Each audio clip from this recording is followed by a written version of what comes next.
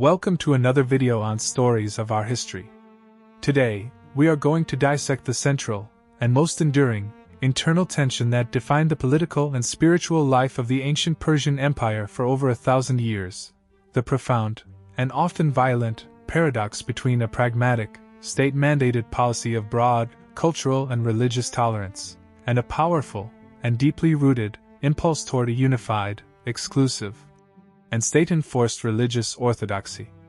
This was not a mere, academic debate, confined to the quiet, scholarly halls of a priestly academy. It was a dynamic, high-stakes, and often deadly political struggle that played out in the throne rooms of the King of Kings, in the hushed, sacred sanctuaries of the fire temples, and on the blood-soaked battlefields of rebellious provinces. The Persian Empire, from its sudden, meteoric rise under Cyrus the Great in the mid-6th century BC to its final, cataclysmic collapse at the hands of Alexander the Great, and its later, magnificent revival under the Sasanian dynasty, was the largest, the most diverse, and the most religiously complex political entity the world had ever seen. It encompassed, at its height, over 70 distinct ethnic and linguistic groups, each with its own ancient, and fiercely defended, pantheon of gods, its own sacred scriptures, its own hereditary priesthoods, and its own immemorial customs of worship, sacrifice, and burial. To govern such a bewildering kaleidoscope of human cultures, the Persian kings developed a brilliant, and remarkably successful, system of what we would now call pragmatic tolerance, a system that was not rooted in any modern, liberal notion of human rights or religious freedom, but in a cold, hard, and deeply intelligent calculation of imperial management. The state, in its wisdom, understood that a satisfied Babylonian priest, secure in the possession of his temple's vast estates, or a grateful Jewish scribe, allowed to rebuild his sacred house in Jerusalem, was a far more valuable and far less troublesome asset than a dead, rebellious martyr, and that the cost of maintaining 100 local cults was infinitely less than the cost of crushing 100 local rebellions. This was the Persian genius for governance, a genius that transformed the empire's diversity from its greatest potential weakness into a powerful and durable source of strength. However, this magnificent and deeply pragmatic policy of tolerance was always, from the very beginning, in a state of profound, and ultimately irresolvable, tension with the equally pressing, and equally essential, need of the ruling dynasty to establish a single, unifying, and divinely sanctioned ideology that could legitimize the absolute, and otherwise arbitrary, power of the King of Kings. An ideology that could bind the fractious, Persian and Median, aristocracy to the person of the monarch, and that could provide a coherent, and morally compelling, narrative for the entire, imperial project. The Achaemenid kings, from Darius I onward, found this unifying ideology in the worship of Ahura Mazda, the wise lord,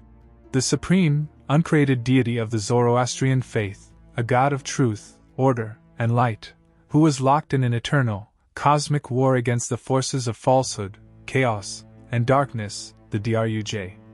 The king, in this magnificent, and deeply effective, theological vision, was not merely a human conqueror, he was the divinely chosen, and divinely protected, champion of Ahura Mazda, the earthly, and visible, agent of the cosmic order, the sacred, and irreplaceable, warrior who stood, with his armies and his laws, against the demonic forces of rebellion, chaos, and the lie. This royal, Zoroastrian ideology, which was proclaimed in magnificent, stone-carved inscriptions on the cliff face at Behistun, on the walls of Persepolis, and on the royal tombs at Naxchi-Rostam, was a brilliant, and highly successful, piece of political propaganda, a way of transforming the raw, and often brutal, military power of the Persian state into a sacred, and divinely mandated, cosmic mission. A mission to bring order, truth, and justice to a chaotic, and morally, confused world. But this potent, and deeply effective, ideology also contained, within its very DNA, the seeds of a profound, and potentially, destabilizing, intolerance, for if the king was the champion of the true, and only God, then what was to be the status of the false gods and the corrupt rituals of the subject nations? The paradox was built into the very foundation of the Achaemenid state, a state that was, simultaneously, a tolerant, multi-ethnic empire and a theocratic, Zoroastrian monarchy, and the entire, subsequent history of Persian religion is the story of the constant, and often violent, negotiation between these two, irreconcilable, principles. The initial, and most enduring, model for this complex, and deeply pragmatic, balancing act was established by Cyrus the Great himself, the founder of the empire, a figure of such immense, political and spiritual, genius that he was hailed as a liberator by the peoples he conquered and as the Lord's anointed by the Jewish prophet Isaiah. Cyrus, who was almost certainly a devout Zoroastrian, understood, with a clarity that is the hallmark of true political greatness, that the most effective and the most economical way to rule a vast and recently conquered territory was not through the brutal and self-defeating methods of terror and cultural annihilation that had been perfected by the Assyrians, but through the careful and deliberate co-option of the existing local power structures, particularly the temples and the priesthoods. When Cyrus's army, under the command of his general Gobryas, entered the ancient and fabulously wealthy city of Babylon in 539 BC, it did so without a pitched and bloody battle, and the king, in a masterstroke of political theater, presented himself not as a foreign conqueror, but as the legitimate successor to the native Babylonian kings, the divinely chosen restorer of the ancient cult of Marduk, the supreme god of the city, whose proper worship had been neglected by the impious and heretical Nabonidus. The Cyrus cylinder, a small, baked clay barrel that was buried in the foundations of the city wall, and that is often, anachronistically, hailed as the first charter of human rights, is a brilliant and deeply Zoroastrian piece of propaganda, a declaration that the king, acting under the divine authority of the wise Lord, had come to restore the temples, to protect the ancient customs, and to allow the deported peoples of the former Babylonian Empire, including the Jews, to return to their homelands and to rebuild their own sacred sanctuaries. This policy was not, for Cyrus, a matter of sentimental benevolence. It was a matter of cold, strategic calculation, a way of transforming potential centers of resistance into grateful and loyal pillars of the new imperial order, and it was a policy that would be continued, with varying degrees of consistency, by his Achaemenid successors for the next 2 centuries, creating a vast and remarkably stable confederation of semi-autonomous temple states, each of which was bound to the person of the great king by chains of gratitude, self-interest, and the constant, implicit threat of the Persian spear. The pragmatic and highly effective Achaemenid policy of religious tolerance, however, was always, as we have noted, a conditional and irrevocable privilege, not an inalienable and permanent right, and the limits of that tolerance were clearly, and sometimes violently, demonstrated whenever a subject, people, or a local cult was perceived to have crossed the line from religious autonomy into political rebellion or ideological subversion. The great Babylonian revolts of the early reign of Xerxes I, which we have explored in detail in a previous documentary, and which were led by the rebel kings Belshazzar and Samasaraba, who sought to restore a native and independent Babylonian monarchy, were crushed with a ferocity that shocked the ancient world, and they were followed by a deliberate and brutal policy of repression that saw the destruction of the great temple of Esagila, the melting down of the sacred golden statue of Marduk, and the permanent and irreversible breaking of the old Babylonian priestly elite. The policy of Cyrus, the velvet glove of tolerance, had, in an instant, been replaced by the iron fist of Xerxes, and the message to the rest of the empire was chillingly and unmistakably clear: the worship of the local gods would be tolerated, and even patronized, by the Persian state, as long as that worship remained a purely religious and cultural matter, and as long as the priests and the people who practiced it remained loyal and obedient subjects of the King of Kings. The moment that a local cult became a rallying point for political resistance, a symbol of a separate and defiant national identity, or a source of active and dangerous rebellion against the divinely ordained authority of the Ahura Mazda's chosen champion, the tolerance was withdrawn, and the full, terrifying, and annihilating power of the imperial war machine was unleashed, without mercy and without hesitation, upon the offenders. The Achaemenid state was, in the final analysis, a military despotism, a state whose ultimate and non-negotiable foundation was not the willing consent of its diverse subjects, but the overwhelming and ever-present threat of the king's spear, and the temple, for all its sacred and cultural prestige, was ultimately a privileged and vulnerable institution that existed and operated at the sufferance of the throne. The paradox of tolerance and orthodoxy was, at its core, a paradox of power, a constant and delicate balancing act between the velvet glove and the iron fist, a balancing act that the Achaemenid kings, for the most part, performed with a brilliant and deeply cynical success, a success that allowed their vast and diverse empire to endure and to flourish for over 2 centuries. The Achaemenid policy of pragmatic, religious tolerance, which is often, and rightly, celebrated as one of the great administrative achievements of the ancient world, was not, as we have emphasized, a product of a modern, secular, or a proto-liberal ideology, nor was it a sign of a lack of personal, religious conviction on the part of the Persian kings. It was, rather, a direct and deeply intelligent response to the specific and unprecedented challenges of ruling the largest and most diverse empire that had ever been assembled, an empire that stretched, at its height, from the banks of the Indus River to the shores of the Aegean Sea, and that encompassed ancient and proud civilizations whose histories stretched back in an unbroken line for thousands of years before the first Persian tribesman had ever mounted a horse.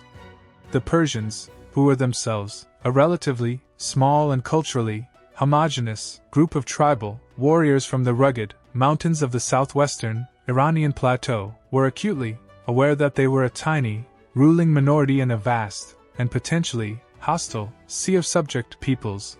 who vastly outnumbered them, and who possessed their own, deeply rooted, languages, customs, and most importantly, their own powerful and immovable gods. The brutal, and ultimately, self-defeating, methods of the Assyrian Empire, which had attempted to rule through a policy of systematic terror, mass deportation, and the deliberate and calculated destruction of the cultural and religious identities of its subject peoples, were a recent and terrifying historical memory, a memory that the Persian kings, who were astute students of power, were determined not to repeat. The Assyrian policy of cultural annihilation had created a permanent and simmering undercurrent of hatred and rebellion that had, in the end, contributed decisively to the catastrophic and total destruction of the Assyrian state, a lesson that the Achaemenid rulers took very seriously indeed. The Persian solution, which was the product of the political genius of Cyrus the Great and the administrative systematization of Darius I, was to govern, not through the destruction of local identities, but through their careful and deliberate co-option, a strategy of indirect rule that allowed the subject peoples to retain their own religions, their own laws, and their own local power structures, in return for their absolute and unquestioning loyalty to the great king and the regular payment of the stipulated tribute, a tribute that was the lifeblood of the imperial economy and the essential financial foundation of the king's magnificent and awe-inspiring court and his invincible army. The practical, administrative mechanism for this brilliant and highly effective policy of indirect rule was the satrapy system, the division of the empire into a fixed number of large semi-autonomous provinces, each of which was governed by a satrap, a royal appointee who was often a Persian nobleman or a trusted member of a local dynasty that had been absorbed and co-opted into the imperial elite. The satrap, who was the king's personal representative, was responsible, above all, for the collection of the annual tribute, which was assessed, with a careful and often brutal precision, based on the estimated productive capacity of the region, as recorded in the detailed and meticulous administrative archives of the central government, archives that were maintained in the Elamite and Aramaic languages, on thousands of clay tablets at the great, royal centers of Susa, Persepolis, and Ecbatana. The satrap was also responsible for maintaining the public order, for dispensing the king's justice, and for mustering the local, military levies that were required for the great, imperial campaigns. But the crucial, and most ingenious, element of the satrapy system was that the satrap did not, as a rule, interfere in the internal, religious, or cultural affairs of the subject peoples, nor did he attempt to impose upon them the Zoroastrian faith of the Persian ruling class, a faith that was, in any case, the exclusive and hereditary preserve of the Iranian tribes, and that was not, at this early stage, a proselytizing or a missionary religion. The temples of the Babylonians, the Egyptians, the Jews, the Phoenicians, and the myriad other cults of the empire were allowed to continue to function, to manage their own vast economic estates, to conduct their own ancient rituals, and to govern their own internal affairs according to their own immemorial customs and legal traditions, a policy that was not only politically astute but also deeply theologically coherent with the Zoroastrian emphasis on the protection and the purification of the good creation, which included, in its diverse and local manifestations, the legitimate and ancient cults of the subject nations, as long as those cults were not actively serving the demonic forces of the Druj. The satrapy system was, in this sense, a masterpiece of imperial architecture, a structure that allowed the king to project his absolute and unchallengeable power into the farthest corners of his realm, while simultaneously and deliberately leaving the rich and complex fabric of local, religious and cultural life, for the most part, undisturbed and intact. The active, and often generous, patronage of the local cults by the Persian kings was a central and very public component of this policy of pragmatic tolerance, a visible and highly effective demonstration that the great king was not a foreign oppressor, but the legitimate successor to the native rulers of the conquered lands, and the divinely appointed protector of their ancient and sacred traditions.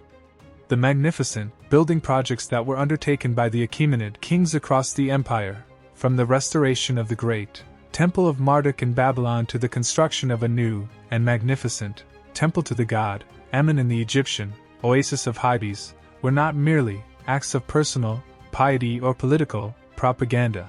They were deliberate and calculated investments in the loyalty and the stability of the subject populations, a way of binding the powerful and influential priestly classes to the person of the king with chains of gratitude, self-interest, and a shared and vested interest in the maintenance of the established order. The famous Edict of Cyrus, which authorized the Jewish exiles to return to Jerusalem and to rebuild their temple, a project that was funded with lavish generosity from the royal treasury, was the most celebrated and the most historically consequential example of this policy, an act that earned Cyrus the undying gratitude of the Jewish people and that secured, for the Persian crown, a loyal and strategically vital buffer state in the turbulent region between Mesopotamia and Egypt. A state whose priests would offer daily sacrifices for the welfare of the king and his sons. The same pattern of royal patronage and local autonomy was repeated across the empire, creating a vast and remarkably stable network of client temples, each of which was a self-governing and economically powerful institution that was, nonetheless, utterly dependent for its security and its privileges on the continued favor and protection of the King of Kings. The Achaemenid state, in this sense, was not a centralized and bureaucratic empire in the modern sense, but a vast and complex confederation of semi-autonomous temple states and tribal territories, a structure that was held together not by a uniform and coercive administrative apparatus, but by the personal and charismatic authority of the monarch, by the constant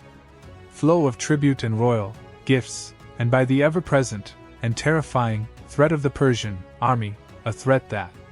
was made credible and visible by the network of royal garrisons and military colonies that were strategically located across the entire imperial territory. The Achaemenid peace, the Pax Persica, was, in its essence, a temple-based peace, a peace that was built upon the solid and enduring foundation of a pragmatic and mutually beneficial alliance between the throne and the altars of 100 different gods. This magnificent and deeply pragmatic system of religious tolerance, however, was never, as we have seen, an absolute or an unconditional principle, and it was always balanced and sometimes violently overridden by the parallel and equally powerful ideological demands of the Zoroastrian royal cult, a cult that was becoming, over the course of the Achaemenid period,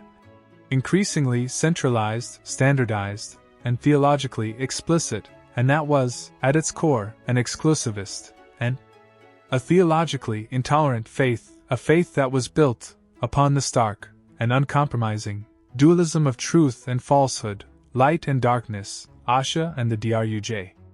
The king, as the earthly champion of Ahura Mazda, was the supreme and divinely appointed enemy of the lie, and his royal duty was not only to protect the good creation, but to actively and violently suppress the forces of chaos, rebellion, and falsehood, wherever they might appear, whether in the form of a political usurper, a rebellious satrap, or a corrupt and demonic religious cult. The famous and chilling Diva inscription of Xerxes I, which was discovered at Persepolis, is the most dramatic and the most explicit surviving statement of this intolerant and theologically militant dimension of the Achaemenid royal ideology, a text that has, for decades, been a source of intense and often heated scholarly debate.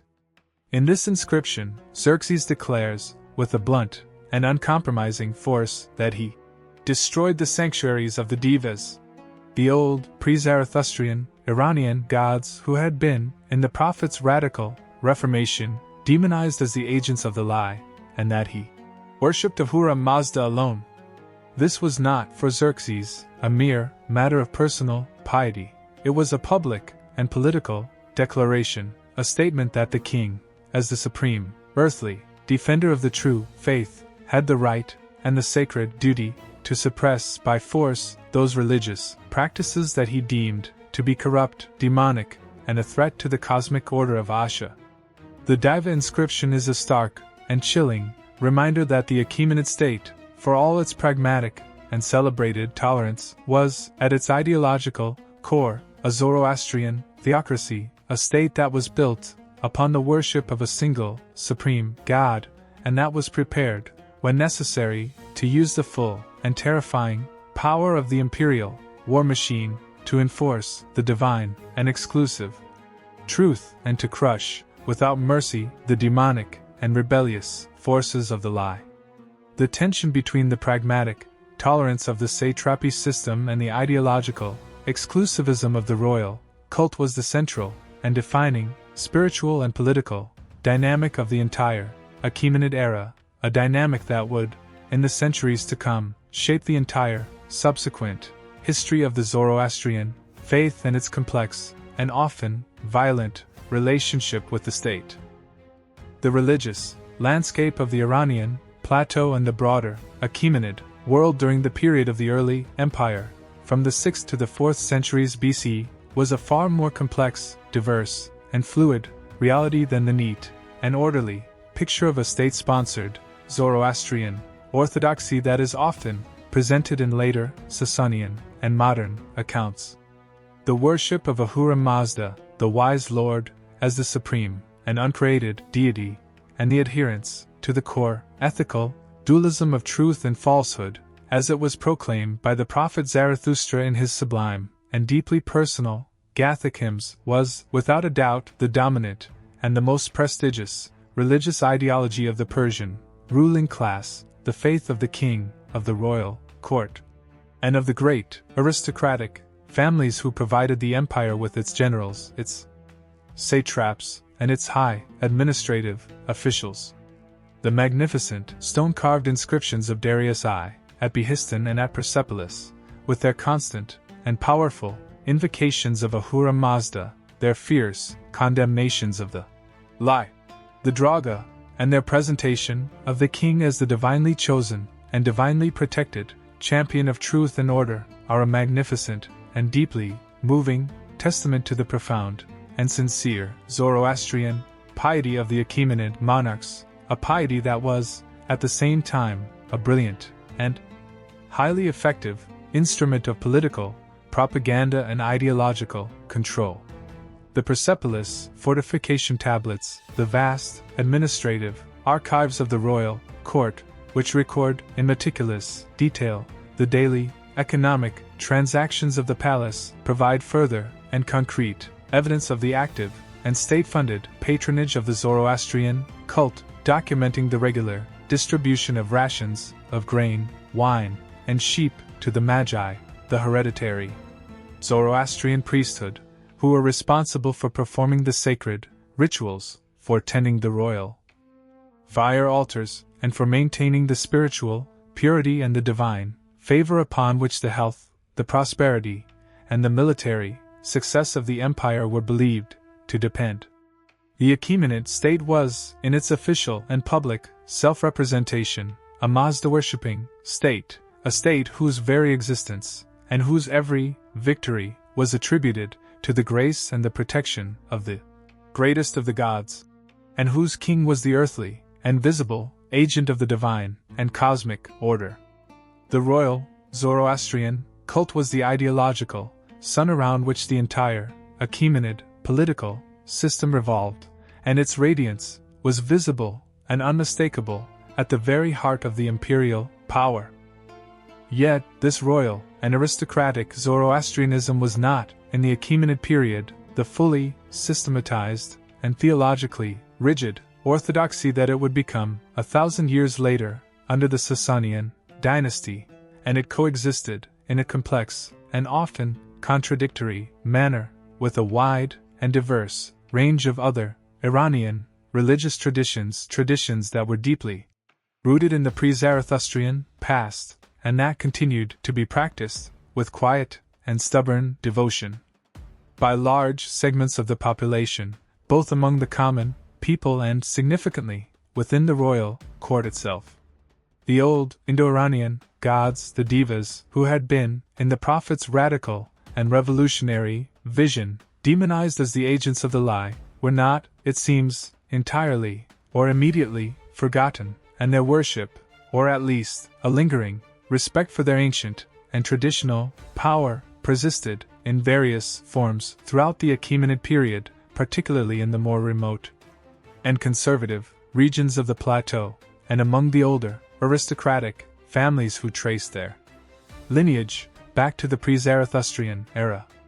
The later Achaemenid kings, particularly Artaxerxes II, who reigned in the early 4th century BC, explicitly and publicly invoked, alongside Ahura Mazda, the powerful and deeply beloved deities Mitra, the ancient god of covenants, the sun and warfare, and Anahita, the magnificent goddess of the waters, of fertility, and of wisdom, a clear and significant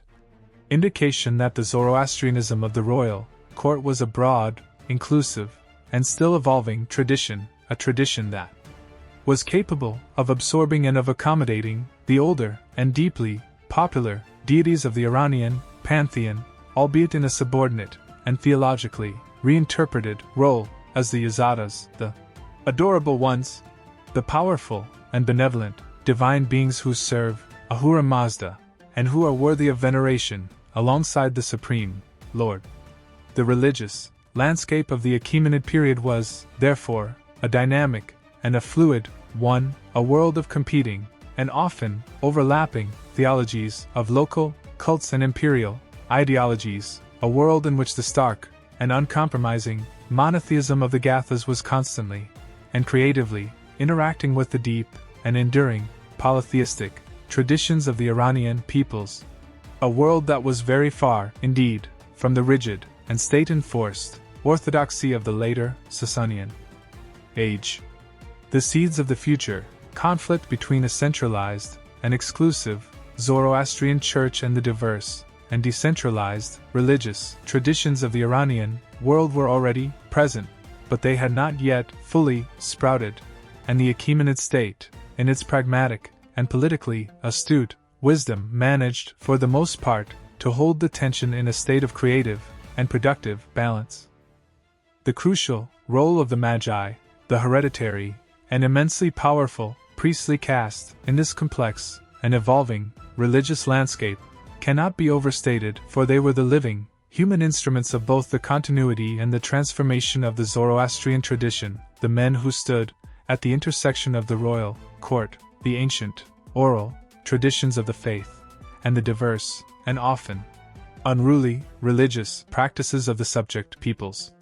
The Magi were not originally Persians. They were a Median tribe, a closed and secretive, hereditary caste of religious specialists who had served as the priests of the Median kings, and who had been, with a brilliant act of political co-option, absorbed and integrated into the religious apparatus of the Achaemenid state by Cyrus the Great. The Magi were the keepers of the sacred oral traditions, the memorizers of the ancient hymns and the complex ritual procedures, the interpreters of dreams and omens, the masters of the arcane, and the esoteric, and the essential, and irreplaceable, mediators between the human and the divine realms. They were, as we have explored in a previous documentary, the professional astronomers and astrologers of the ancient Persian world, the men who regulated the sacred calendar, and who advised the king on all matters of ritual, purity and divine will. But the Magi were not, in the Achaemenid period, a fully centralized and hierarchically organized church with a single, supreme pontiff and a uniform and enforced doctrine of the kind that would emerge under the Sasanians. They were, rather, a decentralized and often fiercely independent network of hereditary priestly families, each with its own local traditions, its own regional variations of the sacred texts, and its own particular interpretation of the law, and their relationship with the royal court was a complex and often tense negotiation between mutual dependence and mutual suspicion. A dance of power in which the king needed the Magi to legitimize his rule, and the Magi needed the king's patronage and protection to maintain their privileged social and economic status, but in which both parties were acutely aware of the potential for the other to become a dangerous and overmighty rival. The Achaemenid state, in its pragmatic and non-ideological wisdom, did not attempt to impose a single Magian orthodoxy on the empire, but rather to manage and to manipulate the various priestly factions, playing them off against one another and ensuring that no single religious authority could ever pose a threat to the absolute and unchallengeable power of the King of Kings. The Magi were essential, but they were also a potential source of political instability, and the Achaemenid monarchs, who were shrewd and ruthless politicians, kept them on a tight and carefully controlled leash, a leash that was woven from the twin threads of royal patronage and the ever-present threat of royal punishment. The ultimate and irresolvable tension at the heart of the Achaemenid religious system was, therefore, the tension between the centripetal and unifying force of the royal Zoroastrian cult, which, by its very nature, tended toward an exclusive and intolerant monotheism, and the centrifugal and pragmatic reality of a vast, multi-ethnic empire, a reality that demanded a policy of broad cultural and religious tolerance, a tolerance that was essential for the maintenance of the social peace and the steady flow of the imperial tribute. The king, as the earthly champion of Ahura Mazda, was the supreme and divinely appointed enemy of the lie, and his sacred duty was to destroy the forces of falsehood wherever they might appear, a duty that could, in principle, be extended to the suppression of the false and demonic religions of the subject peoples.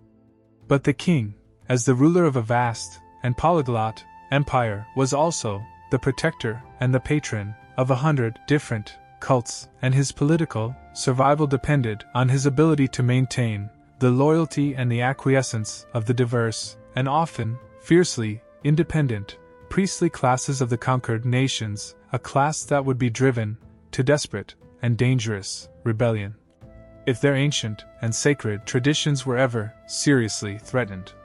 The entire history of the Achaemenid period, from the tolerant and politically brilliant policy of Cyrus to the brutal and theologically motivated repression of Xerxes, is the story of this constant and painful balancing act, a balancing act that was performed on a high wire stretched precariously between the abyss of ideological purity and the abyss of imperial chaos. And that was, for the most part, performed with a skill and a pragmatism that is a testament to the enduring and deeply intelligent political genius of the Achaemenid ruling class.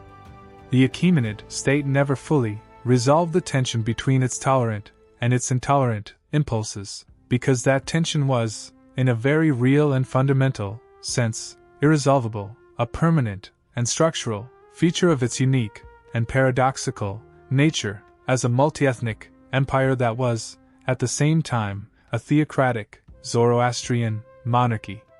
The paradox was the price of the empire's success, and the Achaemenid kings, for over 2 centuries, paid that price, with a mixture of political cunning, military ruthlessness, and a profound and deeply pragmatic understanding of the limits of their own and their god's power. The lack of a rigid and formally codified Zoroastrian orthodoxy during the Achaemenid period, the absence of a single, authoritative, and universally accepted sacred scripture, and the decentralized, and often fiercely independent nature of the Magian priesthood meant that the religious tradition itself was, in many ways, a fluid, evolving, and internally diverse phenomenon. A tradition that was constantly being shaped and reshaped by the complex interplay of local custom, priestly innovation, and the changing political and ideological demands of the imperial court. The Avesta, the sacred scripture of the Zoroastrians, which, in its final written form, was a product of the later Sasanian period, did not yet exist as a fixed and closed canon during the Achaemenid era, and the various texts, the Gathas, the Yashts, the Yasna, and the Vendidad, which would eventually be collected and codified, were still, largely, an oral and fluid tradition. A tradition that was memorized, recited, and transmitted from master to disciple within the close and hereditary circles of the Magian families, and that was, therefore, subject to the inevitable variations and regional differences that are the hallmark of any living and dynamic oral tradition. The Magi, who were the sole and exclusive guardians of this sacred oral knowledge, were not, as we have noted, a monolithic and centrally controlled organization, but a diverse and often contentious collection of local priestly lineages, each with its own proud and ancient history, its own particular interpretations of the sacred texts, and its own distinctive ritual practices. A situation that was, in many ways, ideally suited to the decentralized and pragmatically tolerant political structure of the Achaemenid Empire. The king and his satraps did not, as a rule, attempt to adjudicate the fine points of theological or ritual dispute, a task that would have been both practically impossible and politically suicidal. They simply required that the local priests of whatever persuasion maintain the public order, perform the necessary rituals for the well-being of the king and the empire, and refrain from any action that could be construed as political rebellion or ideological subversion. The result was a religious landscape that was simultaneously Zoroastrian in its broad and dominant outlines and remarkably diverse in its local and particular expressions, a landscape of independent fire temples, regional cults, and a vast and complex spectrum of ritual and theological interpretations, a landscape that was held together not by a rigid and enforced orthodoxy, but by the shared and overarching framework of the worship of Ahura Mazda, the ethical dualism of truth and falsehood, and the deeply ingrained cultural, and political authority of the King of Kings, a king who was, in the eyes of all his subjects, the divinely appointed, and ultimately, benevolent, protector of the cosmic order.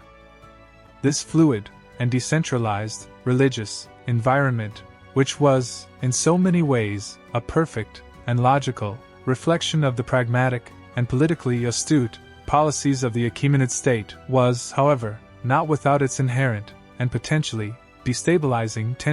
tensions that would, in the fullness of time and under the pressure of new historical circumstances, ultimately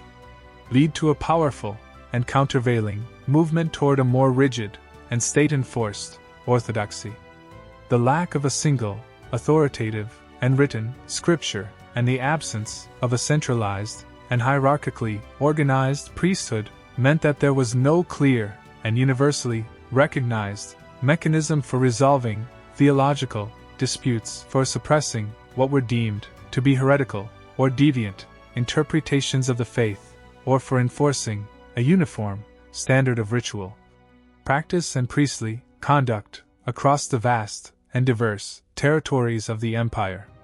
The oral tradition, for all its ancient and sacred prestige, was inherently vulnerable to the slow and often imperceptible processes of change, corruption, and fragmentation, processes that could, over time, threaten the integrity and the authority of the sacred texts themselves, and that could lead to the emergence of local and divergent theological and ritual traditions that might, in the wrong circumstances, become the focus of political dissent or even of outright rebellion, as they had so dramatically and violently in the case of the Babylonian revolts.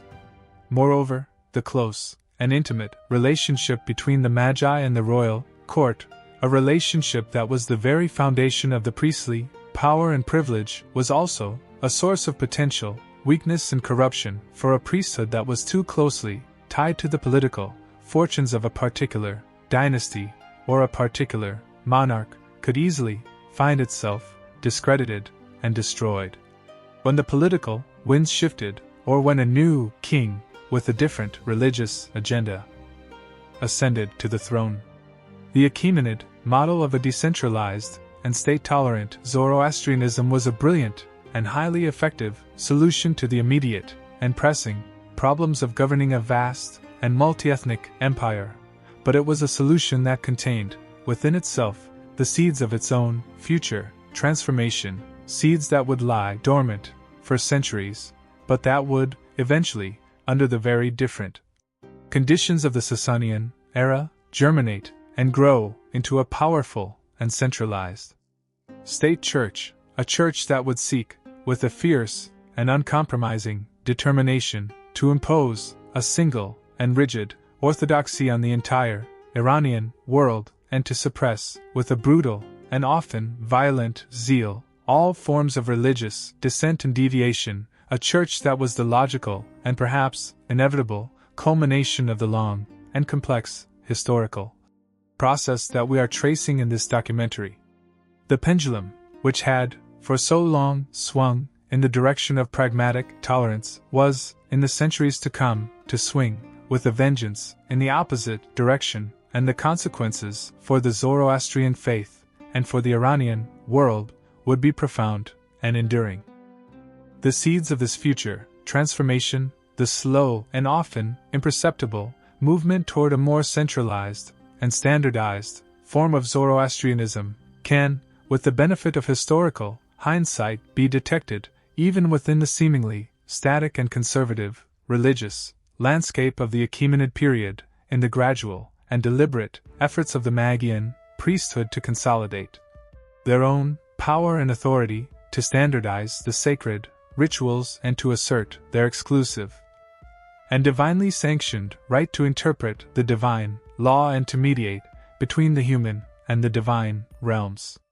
The court Magi, who were the most powerful, the most prestigious, and the most closely connected to the royal center, were, naturally, the most influential in this process, and their particular interpretations of the sacred texts, their favored ritual procedures, and their preferred theological formulations tended to become, over time, the de facto standard for the entire empire.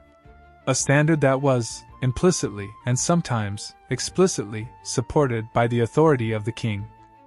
And that was enforced through the control of the royal patronage, the appointment of the chief priests, and the funding of the great and prestigious fire temples.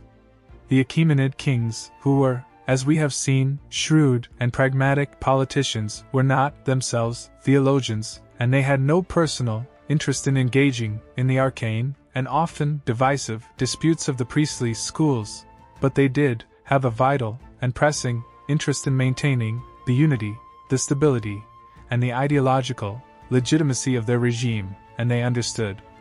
that a standardized and state-controlled religion was a far more effective instrument of political control than a fragmented and decentralized one.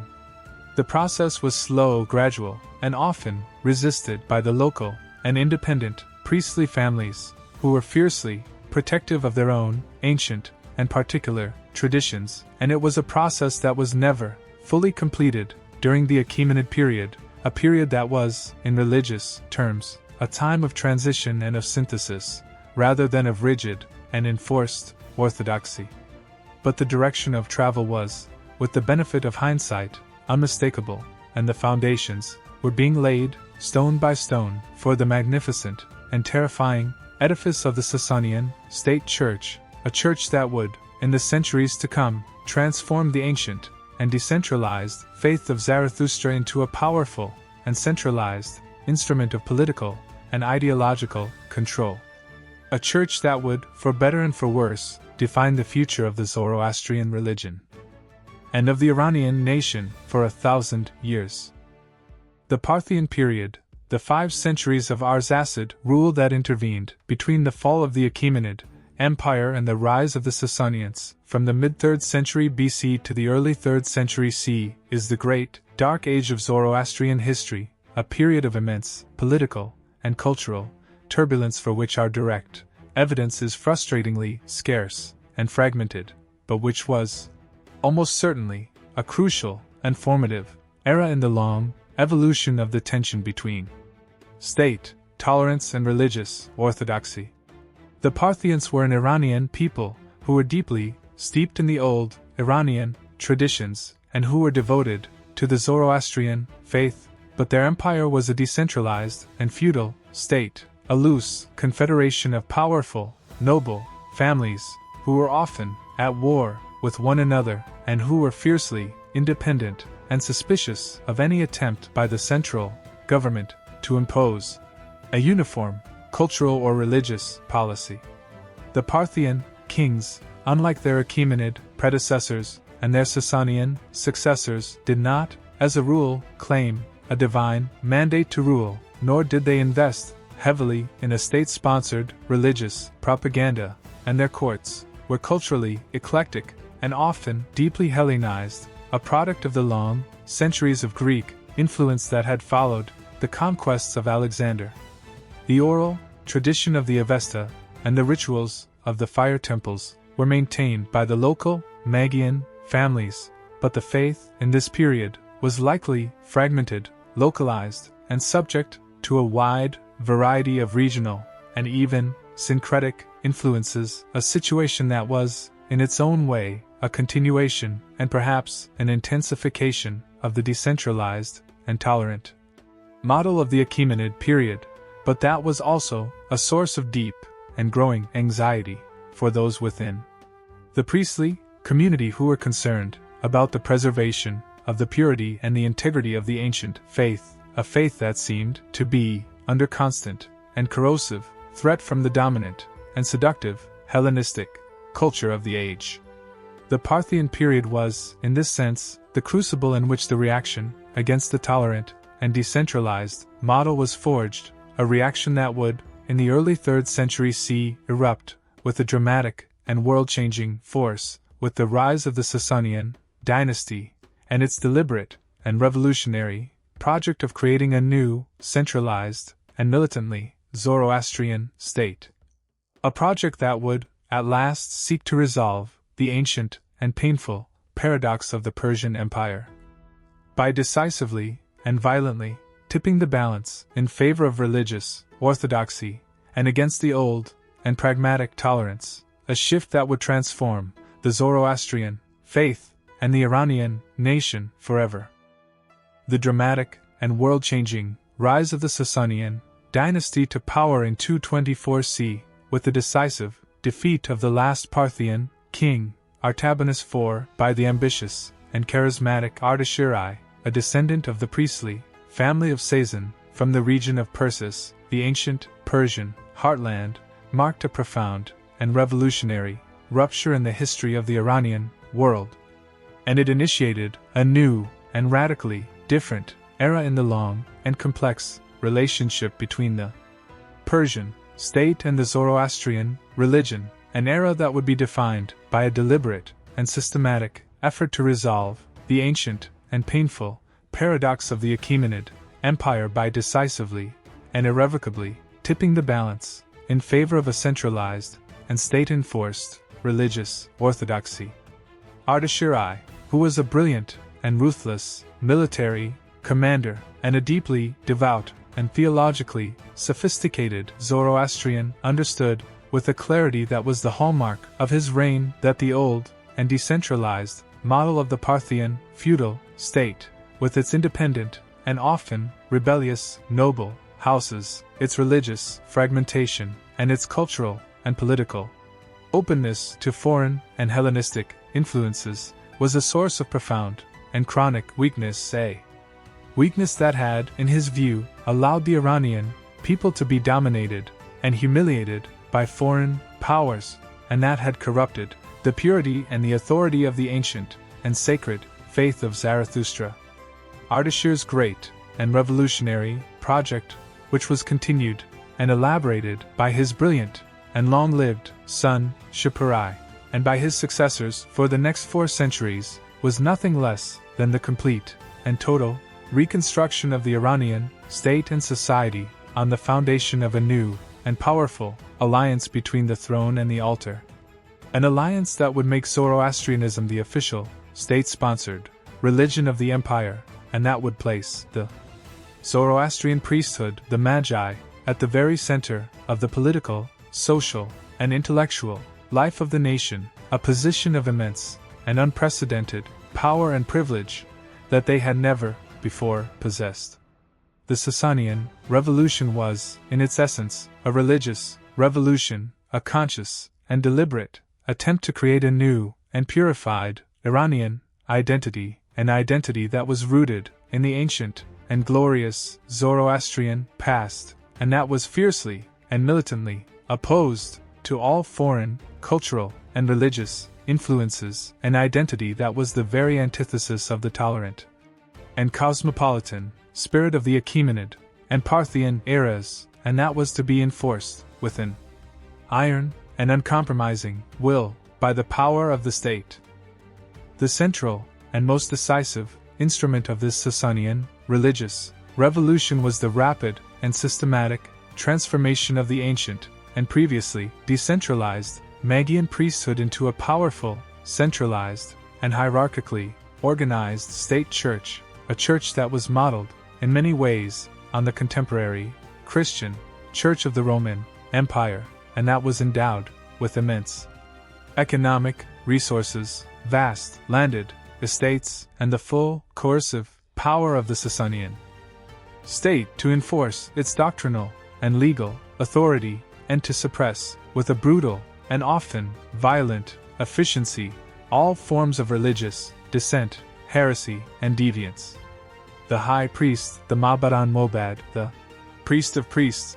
became one of the most powerful and influential officials in the entire empire, a figure whose authority in all matters of religion, law, and public morality rivaled, and sometimes even challenged, that of the king himself, a figure who was the supreme and final arbiter of Zoroastrian orthodoxy, and the ultimate judge of what constituted a legitimate and permissible form of the faith,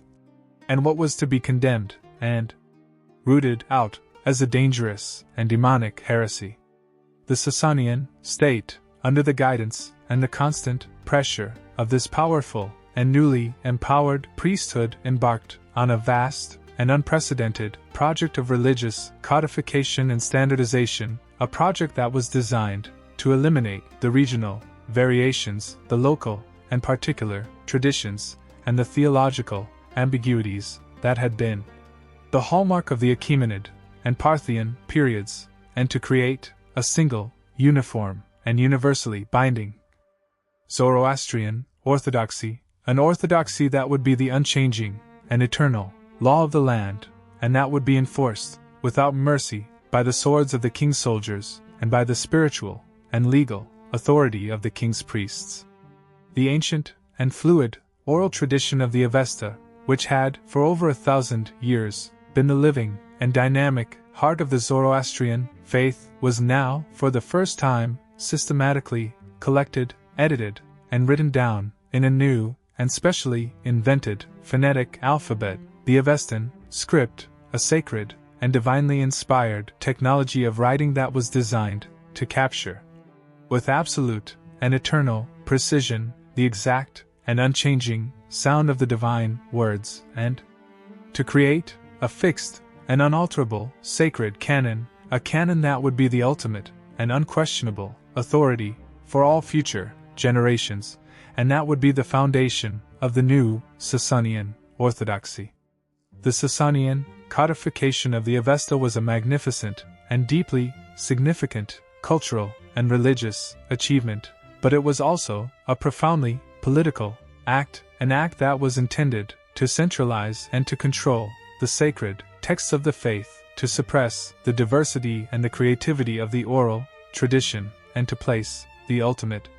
authority for the interpretation of the divine revelation firmly and irrevocably into the hands of the state-sponsored and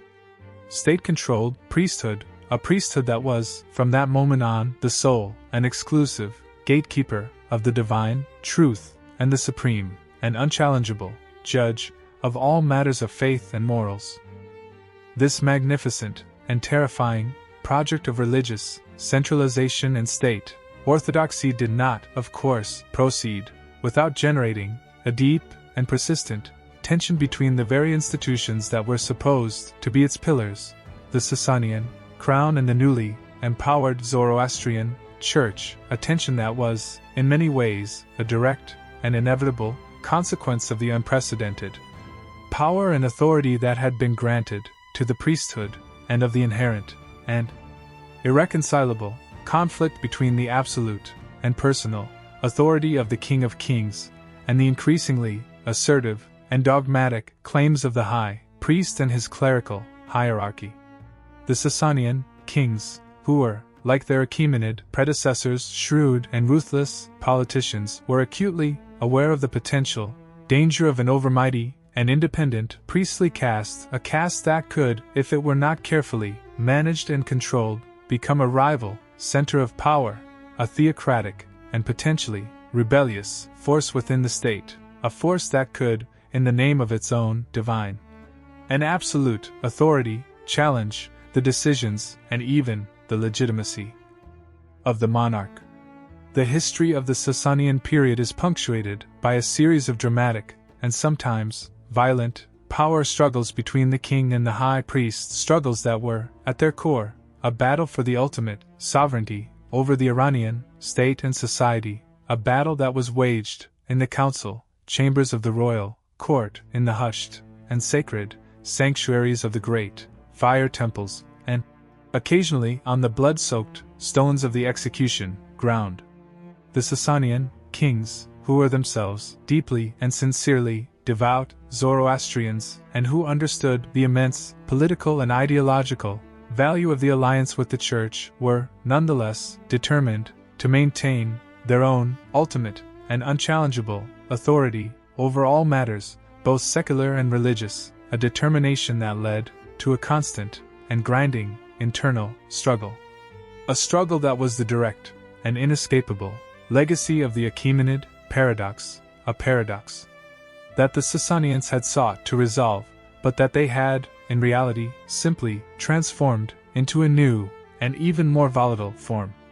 The tension between the king and the clergy was the central political dynamic of the Sasanian era, a dynamic that was, in its own way, as significant and as enduring as the ancient tension between the imperial state and the local cults, a tension that would, in the fullness of time, contribute to the eventual and catastrophic collapse of the Sasanian Empire in the face of the Arab Islamic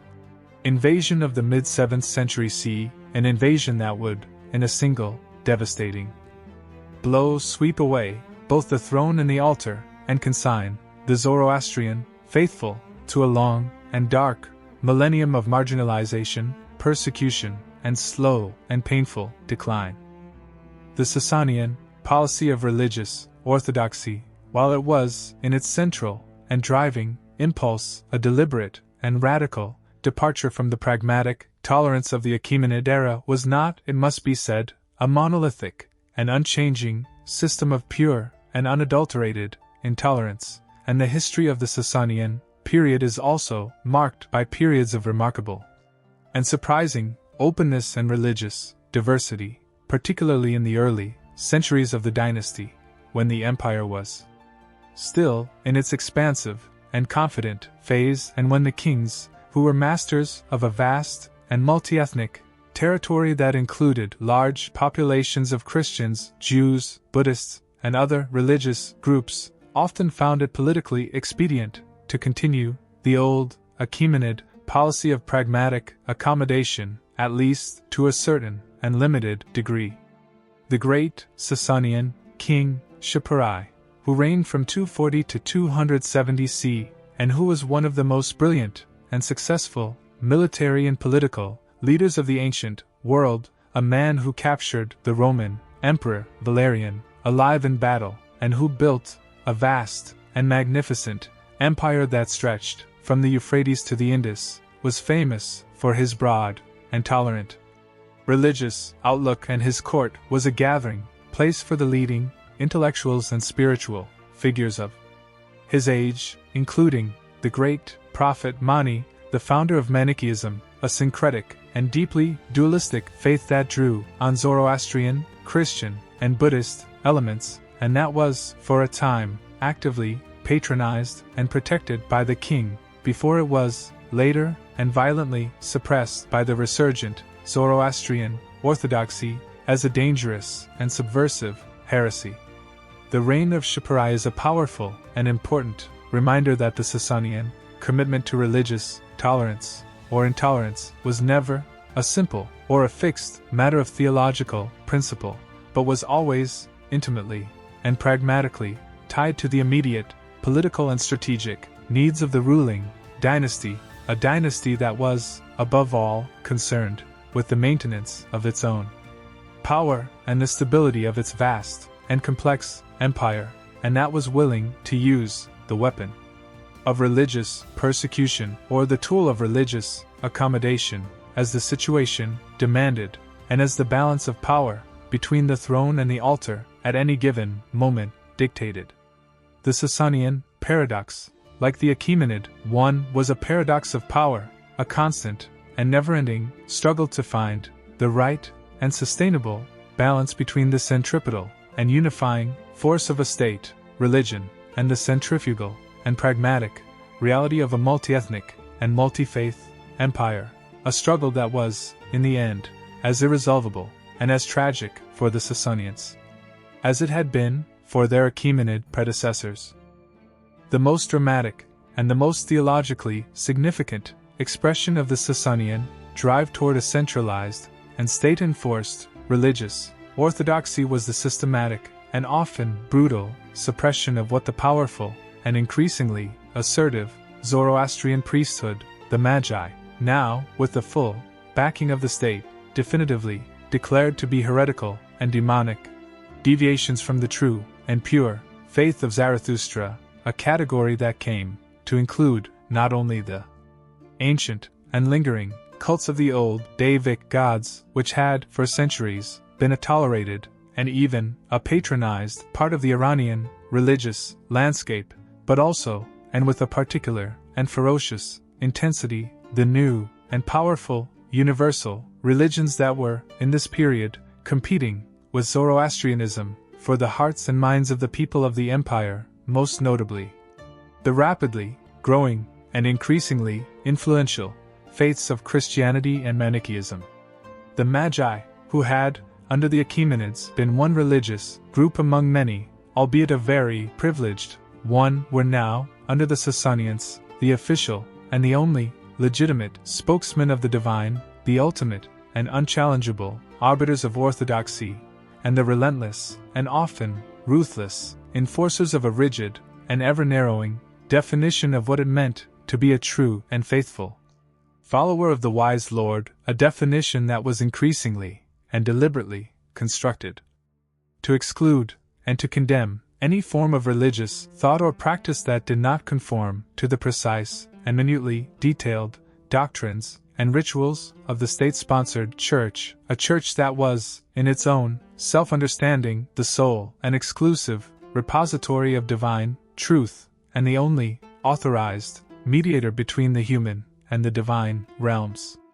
The transition from the relatively fluid and tolerant religious landscape of the Achaemenid and Parthian eras to the rigid and intolerant orthodoxy of the Sasanian period was a slow and often contested process, but it was a process that, by the 4th and 5th centuries CE, had decisively and permanently shifted the balance of power in the Iranian world, and had created a new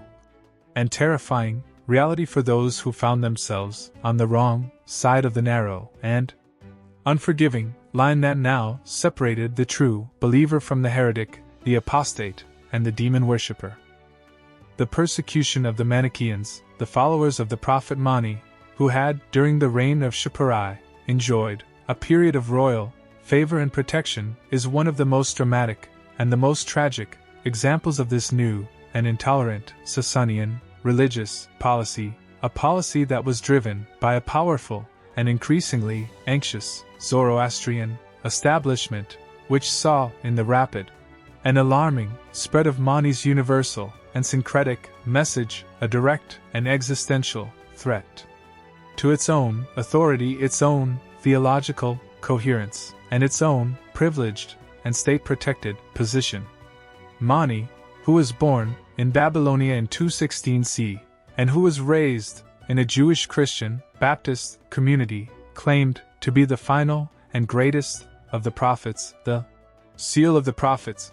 a figure who had come to complete and to perfect the incomplete and now corrupted revelations of Zoroaster, the Buddha, and Jesus, and to bring a new and definitive message of salvation to all of humanity, a message that was based on a radical and uncompromising cosmic dualism of light and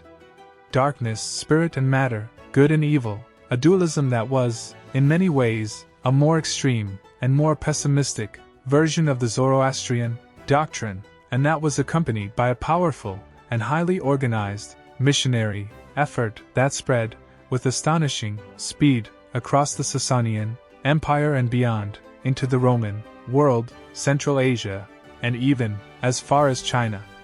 The Magi, who were, by the late 3rd century CE, firmly in control of the Sasanian religious apparatus, viewed the Manichaean movement with a mixture of theological horror and political alarm, and they brought immense and relentless pressure on the king to suppress what they saw as a dangerous and demonic heresy, a heresy that was, in their eyes, a seductive and corrupting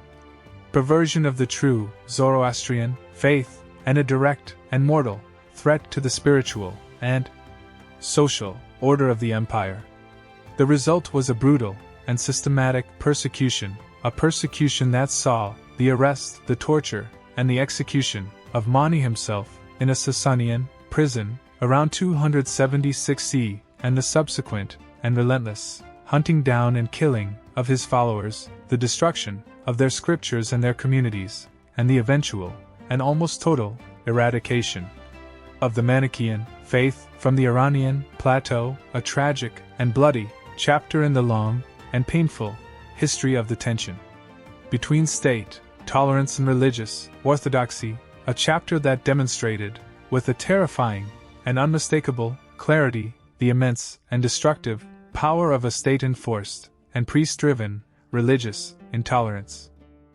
The complex, and often deeply ambiguous, relationship between the Sasanian state and the Christian communities, which were, by the 4th and 5th centuries CE, a significant and growing minority within the empire, particularly in the western and northern regions, provides another, and equally revealing, window into the volatile and ever-changing dynamics of the Sasanian religious policy.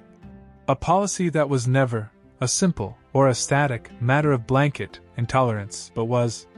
rather, a constantly shifting and highly political response to a complex and ever-evolving set of internal and external pressures. The Sasanian kings, who were engaged in a centuries-long and often existential struggle for survival against the mighty and rival Roman Byzantine Empire, a conflict that was simultaneously a political, a military, and increasingly an ideological war, a war between two competing and mutually hostile conceptions of universal empire, were acutely aware of the potential danger that the large and often prosperous Christian populations of their western provinces might, in a moment of crisis, transfer their political loyalties to the Christian emperor in Constantinople, a fear that was, on several occasions, dramatically and violently realized, and that led to periodic and savage outbreaks of persecution, particularly during times of heightened military tension between the two empires. The Sasanian Christians, who were, for the most part, members of the Church of the East, the so-called Nestorian Church, which had been condemned as heretical by the Roman Church, were, in a paradoxical and deeply pragmatic twist, often treated with a greater degree of tolerance and even favor by the Sasanian authorities, precisely because their theological separation from the official Church of the Roman Empire reduced the fear that they might act as a fifth column for the enemy, a classic and brilliant example of the Sasanian genius for using religious divisions to serve the political interests of the state. The history of the Sasanian Christians is a stark and powerful illustration of the fact that religious persecution in the ancient world was rarely a matter of pure and disinterested theological zeal. It was, almost always, a weapon of statecraft, a tool that was used, with a cold and calculating precision, to manage and to control the diverse and potentially restive populations of a vast and polyglot empire, and that was deployed or withdrawn according to the changing and unpredictable imperatives of political survival. A survival that was, for the Sasanians, as it had been for their Achaemenid predecessors, the ultimate and non-negotiable bottom line of all imperial policy, a bottom line that frequently and tragically required the sacrifice of religious freedom and the spilling of innocent blood on the altar of the state. The inherent and irreconcilable tension between the universal and exclusive claims of the Zoroastrian Orthodoxy, which proclaimed that Ahura Mazda was the one true God, and that Zarathustra was his final and greatest prophet, and the universal and exclusive claims of Christianity and Manichaeism, which made similar and equally non-negotiable assertions of divine truth, created a theological and a political landscape that was, in its very essence, a zero-sum game, a game in which the victory of one faith was, by definition, the defeat of the others, and in which there was very little room for the kind of pragmatic and live and let live tolerance that had been the hallmark of the Achaemenid era. The Sasanian state, by committing itself so thoroughly and so publicly to a single and exclusive religious ideology, had, in effect, painted itself into a corner from which the only possible escape was the suppression or the expulsion of all other competing ideologies, a policy that was, as the history of the Sasanian period so amply demonstrates, both morally repugnant and practically self-defeating, a policy that created a permanent and simmering undercurrent of resentment and resistance within the empire, and that weakened its ability to respond to the external threats that were increasingly pressing on its frontiers, threats that would, in the end, prove to be its undoing. The Sasanian experiment with a state-enforced religious orthodoxy was, in the final analysis, a magnificent and a tragic failure, a failure that demonstrated, with a brutal and terrible clarity, the limits of human power to control the deepest and most personal convictions of the human heart, and the ultimate and enduring wisdom of the ancient Achaemenid policy of pragmatic tolerance, a policy that, for all its own inherent contradictions and its own dark moments of repression, had, at least, understood that the most stable and the most prosperous empires are those that are built not on the forced and brittle uniformity of a single creed, but on the quiet and grudging respect for the diverse and stubborn faiths of their subjects, a lesson that the Sasanians, in their zealous and ultimately self-destructive pursuit of ideological purity, tragically and fatally forgot. The internal, political, and theological struggles of the Sasanian era, the constant and grinding tension between the crown and the altar, the king and the high priest, the state and the church, were not merely a matter of abstract doctrine or of personal rivalry. They were, at their deepest and most significant level, a struggle for the very soul of the Zoroastrian faith and for the ultimate and definitive answer to the ancient and enduring question that had haunted the Iranian world since the time of Cyrus the Great: where does the final authority lie in matters of religion and of law in the state, which claims a divine mandate for its absolute power, or in the priesthood, which claims to be the sole and exclusive interpreter of the divine revelation and the supreme and unchallengeable judge of all matters of faith, morals, and ritual? The Sasanian kings, who were, as we have seen, deeply and sincerely devout Zoroastrians, were, nonetheless, the heirs of an ancient and deeply ingrained tradition of royal absolutism, a tradition that held that the king, as the earthly and visible representative of Ahura Mazda, was the ultimate source of all law, all authority, and all legitimate power in the empire, and that the priesthood, like all other social classes, was ultimately subordinate to the will of the monarch. A will that was, in theory, absolute and unchallengeable, and that could not be legitimately opposed or questioned by any human institution, however sacred or however ancient. The Magi, on the other hand, who were now the leaders of a powerful and richly endowed state church, a church that had been deliberately and lavishly patronized by the Sasanian kings themselves, and that had been granted immense economic, political, and legal powers, were increasingly and assertively claiming a separate and independent source of divine authority, an authority that derived not from the personal charisma of the king, but from the sacred and eternal law of the Avesta, the divine revelation of Zarathustra, a law that only the Magi, through their hereditary training, their ritual purity, and their deep and esoteric knowledge of the sacred texts, were qualified to interpret and to apply, and that was, therefore, in matters of religion and morals, superior to the temporal and often fallible decrees of even the most powerful of monarchs. This was a profound and deeply dangerous theological and political conflict, a conflict that went to the very heart of the Sasanian system, and that was, in its essence, a conflict between two competing and mutually irreconcilable theocracies: the theocracy of the king, who ruled by the grace of Ahura Mazda, and the theocracy of the priest, who claimed to know and to enforce the eternal and unchanging law of the same divine Lord. The struggle between the throne and the altar was the central and defining political drama of the Sasanian age, a drama that was played out in a series of dramatic and often violent confrontations between powerful and ambitious kings and equally powerful and ambitious high priests, confrontations that shaped the course of the empire and that ultimately contributed to its internal weakening and its eventual and catastrophic collapse.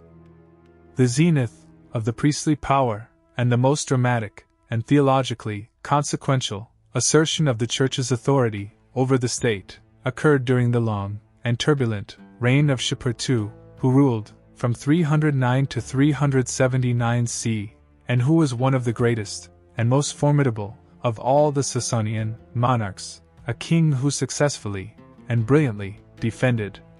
his empire against the renewed and aggressive Roman threat, and who presided over a period of immense military and territorial expansion. Shapur II, who was a deeply devout and theologically engaged Zoroastrian, worked in close and often tense collaboration with the powerful and intellectually brilliant high priest Adurbad-I Marisband, a figure of immense authority and prestige, who is remembered in the Zoroastrian tradition as the great codifier of the Avesta and the supreme champion of Orthodoxy, a man who, according to the later Pahlavi accounts, underwent a terrifying ordeal by fire, having molten metal poured on his chest to prove the truth and the divine inspiration of his theological positions, a miracle that was seen as the ultimate and irrefutable validation of the priestly authority and of the correctness of the now standardized and state-enforced orthodoxy. The reign of Shapur II saw the final and decisive consolidation of the Zoroastrian state church, the completion of the written Avesta, the systematic and often brutal suppression of all remaining heretical movements, and the establishment of a rigid and all-encompassing system of religious law, the Vendidad, that regulated every aspect of the daily life, from the most intimate matters of personal purity to the most public ceremonies of state, a system that was enforced by the courts of the Magi, and that was backed by the full, coercive power of the Sasanian monarchy, a monarchy that had, in effect, become the secular arm of a theocratic state, a state in which the law of the Avesta was the supreme and unchanging constitution, and in which the king, however powerful, was, at least in theory, bound to uphold and to enforce the dictates of the divine revelation, as they were interpreted and proclaimed by the high priest and his clerical hierarchy. The balance of power between the throne and the altar had, for the time being, decisively and dramatically shifted in favor of the altar, a shift that would have profound and lasting consequences for the future of the Zoroastrian faith and for the nature of the Iranian state.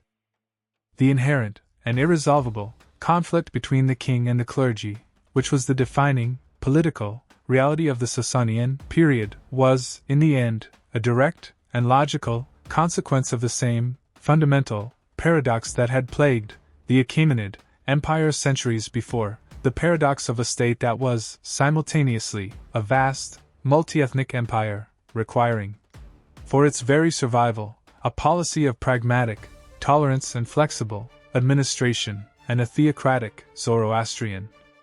monarchy, which claimed an absolute and divinely sanctioned authority to enforce a single and exclusive religious truth, a truth that was, by its very nature, intolerant of all other competing claims to divine revelation, and that was, therefore, in a state of permanent and irreconcilable conflict with the political and social realities of the diverse and polyglot world that it sought to rule. The Sasanians, unlike the Achaemenids, had made a deliberate and conscious choice to embrace and to empower the intolerant and exclusivist dimension of their Zoroastrian faith, a choice that had brought them, for a time, a powerful and unifying ideological cohesion, a magnificent and deeply moving sense of national and religious identity, and a formidable and well-organized administrative and legal apparatus in the form of the state church that allowed them to govern their vast and complex empire with a remarkable and often brutal efficiency. But this choice had also come at a terrible and ultimately fatal cost, a cost that was measured in the chronic and debilitating internal strife between the king and the clergy, in the violent and alienating persecution of religious minorities, in the intellectual and spiritual stagnation that accompanied a rigid and state-enforced orthodoxy, and in the gradual, but steady, erosion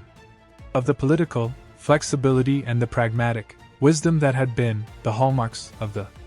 ancient, Achaemenid state, and that had allowed that state to survive and to flourish for over 2 centuries in a world that was, as ours is, a world of endless and irreducible diversity, a world that cannot and will not be reduced to a single and uniform creed, no matter how powerful or how zealous its champions may be.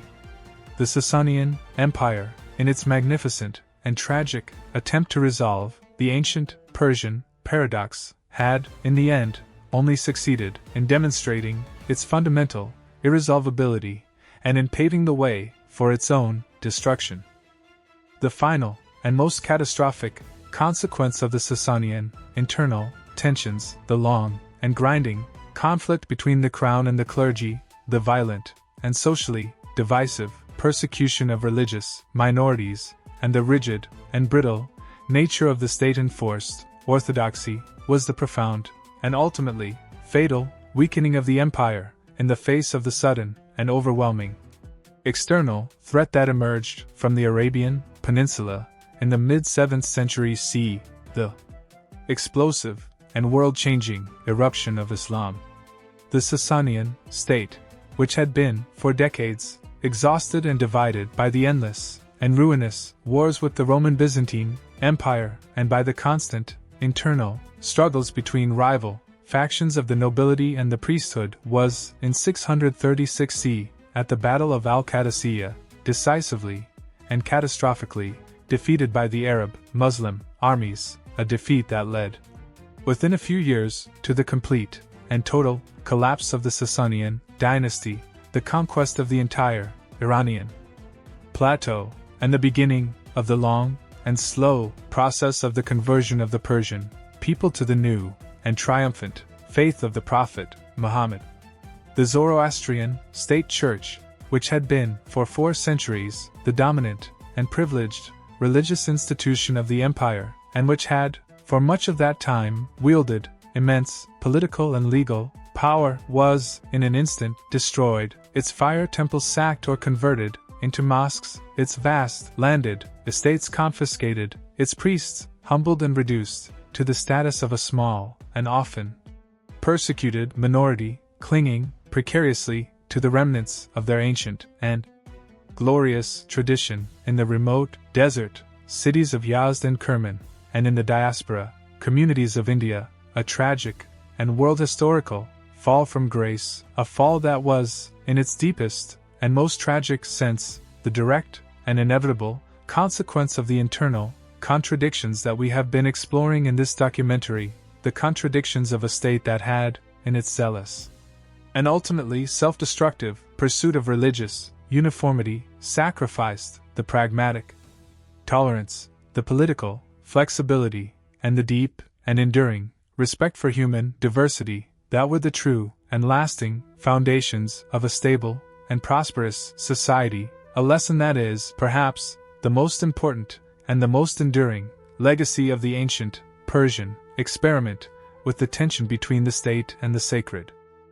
The long and often painful history of the tension between state, tolerance, and religious orthodoxy in the Persian world, which we have traced from the pragmatic and politically brilliant policies of Cyrus the Great through the magnificent and deeply ambiguous balancing act of the Achaemenid kings and the dramatic and revolutionary shift to a centralized and state-enforced Zoroastrian church under the Sasanians, is not merely a story of a remote and ancient past, a story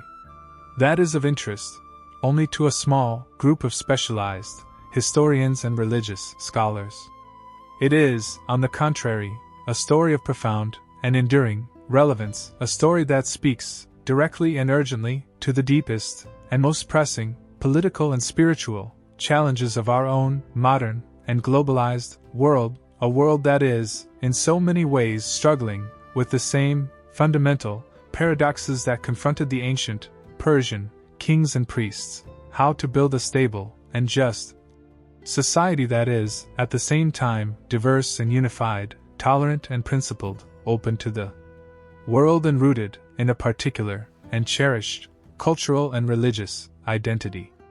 The Achaemenid model of a pragmatic and state-managed tolerance, a tolerance that was not rooted in a modern, liberal notion of individual rights, but in a cold and realistic assessment of the limits of political power, and in a deep and intelligent understanding of the value of cultural and religious diversity as a source of imperial strength and stability, is a model that, for all its own inherent flaws and its dark moments of brutal repression, offers a powerful and deeply challenging alternative to the modern and often polarized debates between a naive and ahistorical multiculturalism on the one hand, and a xenophobic and exclusionary nationalism on the other. The Persians understood, with a clarity that we, in our own ideologically charged age, often seem to have lost, that the most durable and the most prosperous societies are those that are built not on the forced and brittle uniformity of a single creed, but on a quiet and practical respect for the diverse and deeply held convictions of their citizens, a respect that is based not on a sentimental or a moralistic idealism, but on a hard-headed and realistic appreciation of the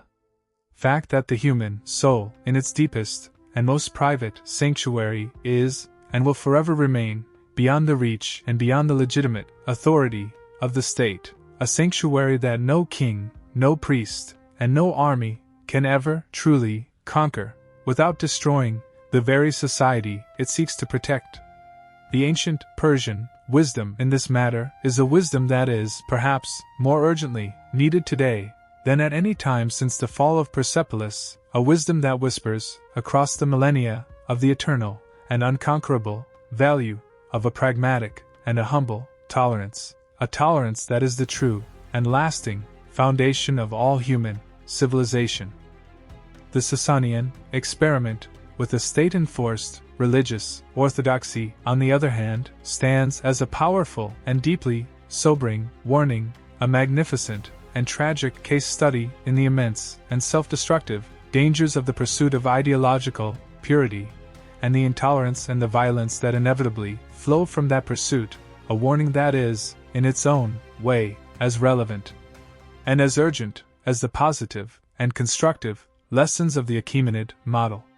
The Sasanians, who were, in so many ways, a brilliant and highly creative civilization, the builders of magnificent cities and the patrons of a great and enduring literary and artistic tradition, the codifiers and the preservers of the ancient Zoroastrian scriptures, and the architects of a powerful and remarkably stable state that endured, for over 4 centuries, a state that was, in its time, one of the 2 great superpowers of the world, were, nonetheless, ultimately and tragically undone by their own internal contradictions that were the direct and inevitable consequence of their decision to make religious conformity a matter of state policy, and to use the coercive power of the government to enforce a single and exclusive vision of the divine truth upon a diverse and unwilling population, a decision that sowed the seeds of chronic internal strife, of violent and alienating persecution, and of a rigid and ultimately brittle social and political order that could not withstand the sudden and overwhelming shock of an external and ideologically powerful rival. The Sasanian tragedy is a tragedy of intolerance, a tragedy that demonstrates, with a terrifying and unmistakable clarity, that the attempt to build a perfect and uniform society on the foundation of a single and exclusive religious creed is not only morally wrong, but practically suicidal, a lesson that the modern world, with its own resurgent and often violent religious and political fundamentalisms, would do well to ponder deeply and with a humble and teachable heart.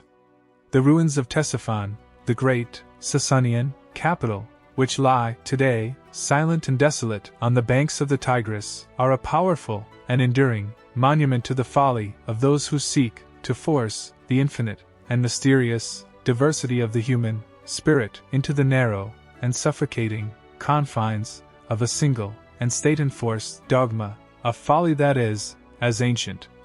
as the story of the Tower of Babel, and as modern as the latest headline in the news.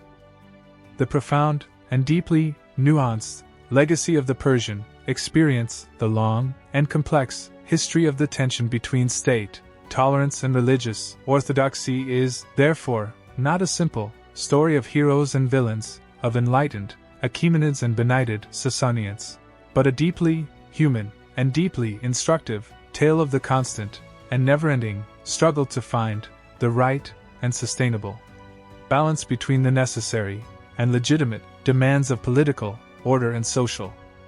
cohesion, and the equally necessary and legitimate claims of individual conscience, cultural identity, and religious freedom, a balance that is, in every age and in every society, a delicate and precarious one, a balance that can never be permanently achieved, but that must be constantly and vigilantly negotiated and renegotiated by each new generation in light of its own unique historical circumstances and its own particular spiritual and ethical challenges. The Achaemenid kings, with their magnificent and pragmatic tolerance and their cold and calculating political intelligence, understood one side of this equation with a brilliance that has rarely been equaled, but they also had their own dark and brutal side, a side that was revealed in the terrifying repression of the Babylonian revolts and in the chilling and theologically intolerant rhetoric of the Diva inscription. The Sasanian Shahs, with their passionate and sincere devotion to their Zoroastrian faith and their magnificent and enduring achievement of codifying and preserving the ancient sacred texts, understood the other side of the equation, the profound human need for a unifying and meaningful religious identity. But they, too, in their zealous and often ruthless pursuit of that identity, fell into the fatal trap of intolerance and persecution, a trap that, in the end, devoured their empire and their world. The ancient Persian story is, in the final analysis, a mirror in which we can see reflected the eternal and enduring dilemmas of our own condition, a mirror that invites us not to a simple and self-congratulatory judgment, but to a deep and humble self-examination, a self-examination that is, perhaps, the most precious and the most necessary gift that the study of the past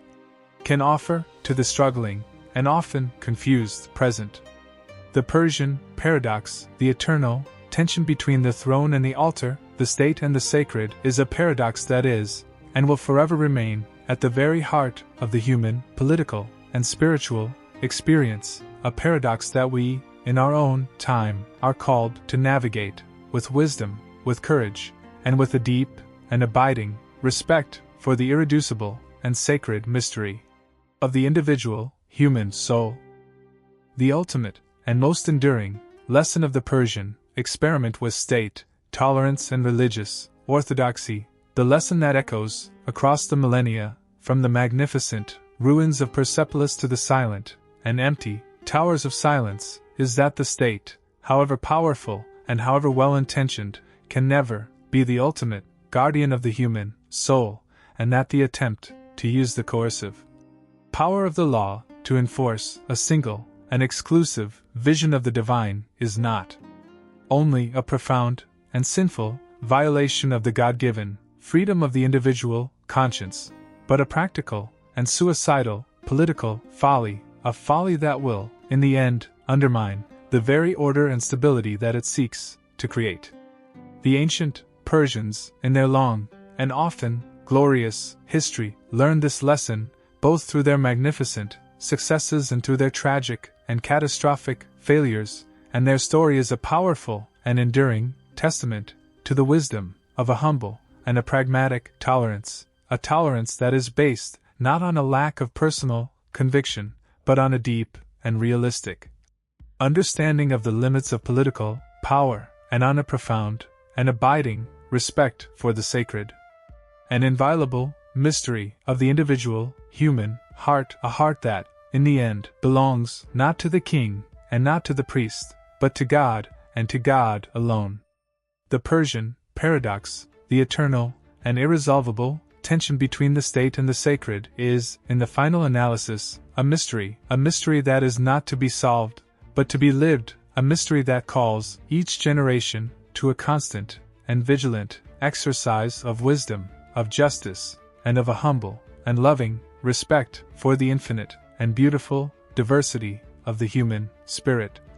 A diversity that is, in the Zoroastrian vision, a reflection of the infinite and creative power of Ahura Mazda, the wise Lord, the source of all truth, all light, and all enduring and unconquerable goodness. The story of the Persian Empire, in all its magnificent complexity, is a story that is, and will forever remain, a vital and a necessary part of the spiritual and political heritage of humanity. The rich and deeply complex historical narrative of the tension between state, tolerance, and religious orthodoxy in the Persian world is not, however, a simple, linear story of a once tolerant empire that became progressively more intolerant under the Sasanians, a narrative that is, unfortunately, all too common in popular and even in some scholarly accounts of the period, but a much more nuanced and fascinating story of a constant and dynamic interplay between these two opposing and yet mutually dependent forces, a story in which the pendulum swung back and forth between periods of relative openness and periods of brutal repression in response to a complex and ever-changing set of internal and external pressures, and in which the outcomes were never predetermined, but were always the product of specific historical circumstances and of the particular personalities and the political calculations of the kings, the priests, and the powerful, aristocratic families who were the real, and often hidden, players in this grand and dramatic game of power, faith, and imperial survival. The Achaemenid policy of pragmatic tolerance, which was, in many ways, the product of the unique and unprecedented challenges of ruling the largest and most diverse empire the world had ever seen, was not, as we have seen, a uniform and consistent policy applied with an even hand across the entire imperial territory and for the entire duration of the dynasty.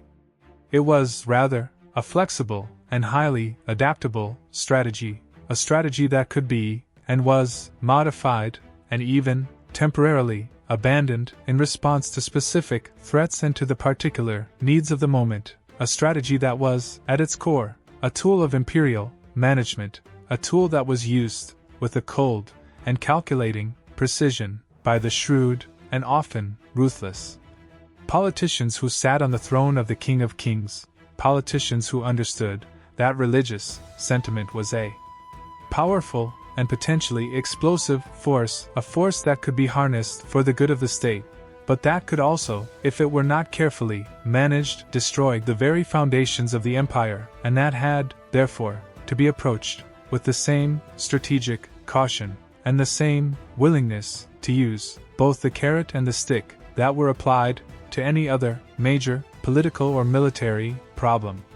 The Achaemenid tolerance was a tool, not a principle, and it was a tool that was wielded with immense skill by the masters of the Persian statecraft for over 2 centuries, a period of remarkable stability and prosperity, a period that stands as a testament to the power of a pragmatic and non-ideological approach to the governance of a diverse and complex society, a lesson that is, perhaps, the most important and the most enduring legacy of the Achaemenid era.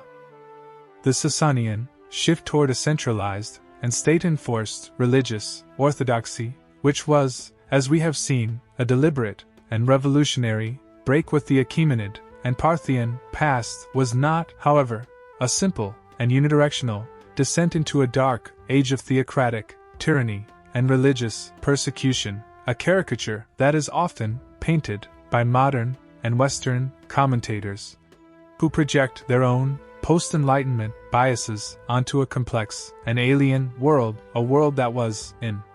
its own terms, deeply religious and profoundly ethical, and that saw the establishment of a unified and powerful state church, not as an act of oppression, but as a glorious and necessary act of national and spiritual renewal, a renewal that was essential for the defense of the Iranian people and the preservation of their ancient and sacred traditions against the corrupting and alien influences of the foreign and often hostile world.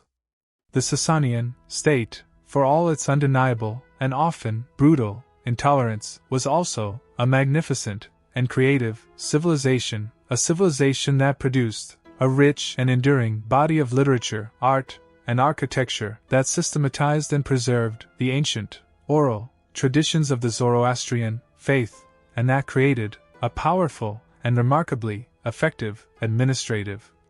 and legal system, a system that was, in many ways, the model for the later Islamic empires, and that for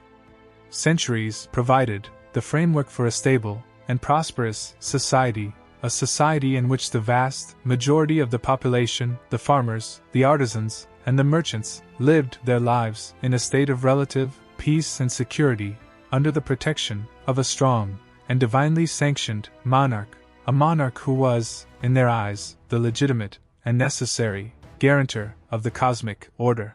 the protector of the good creation, and the defender of the true faith against the forces of chaos, falsehood, and the lie. The Sasanian experiment with religious orthodoxy was, in its own deeply tragic way, a noble and a magnificent experiment, an attempt to build a perfect and God-centered society on earth, an attempt that, like all such attempts, was ultimately doomed to failure, but that, in the process, left an enduring and profoundly influential legacy, a legacy that is still alive today. In the cultural and spiritual DNA of the Iranian people, and in the complex and often contested relationship between religion and the state that continues to shape the politics of the modern Middle East and the wider world.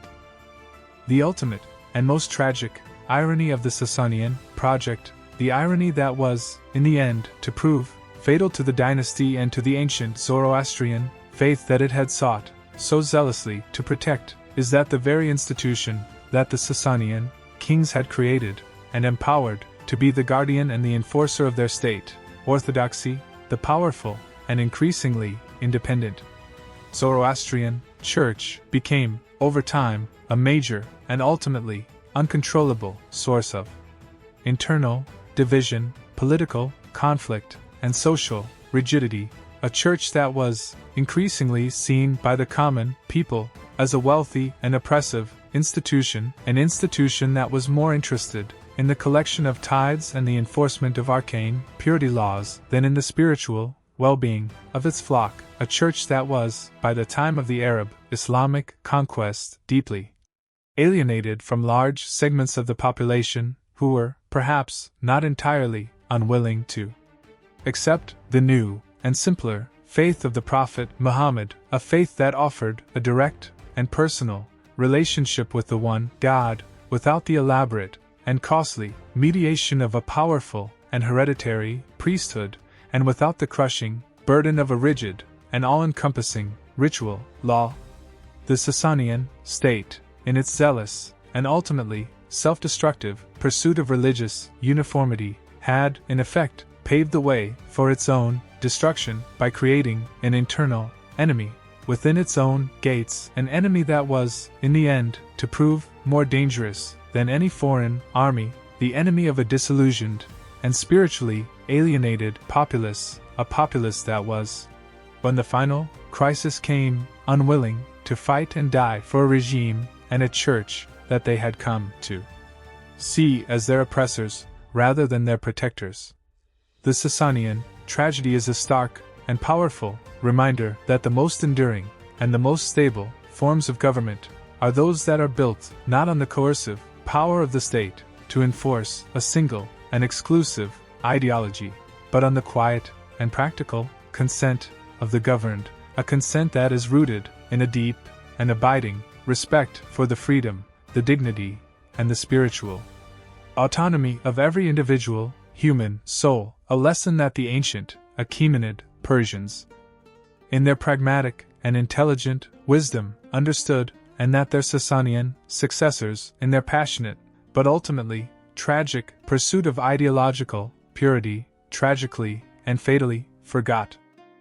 The living and enduring legacy of this long and complex Persian experience, the experience of the tension between state, tolerance, and religious orthodoxy, is, therefore, not a set of simple and easily applicable political formulas, but a rich and deeply nuanced historical and philosophical tradition, a tradition that invites us to a deeper and more mature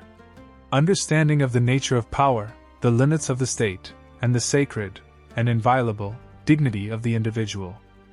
Human conscience, a conscience that is, in the Zoroastrian vision, the ultimate and eternal battleground between the forces of truth and falsehood, light and darkness, a battleground that no human authority can ever legitimately seek to control or to suppress, without doing grave and irreparable harm to the very soul of the society it claims to protect.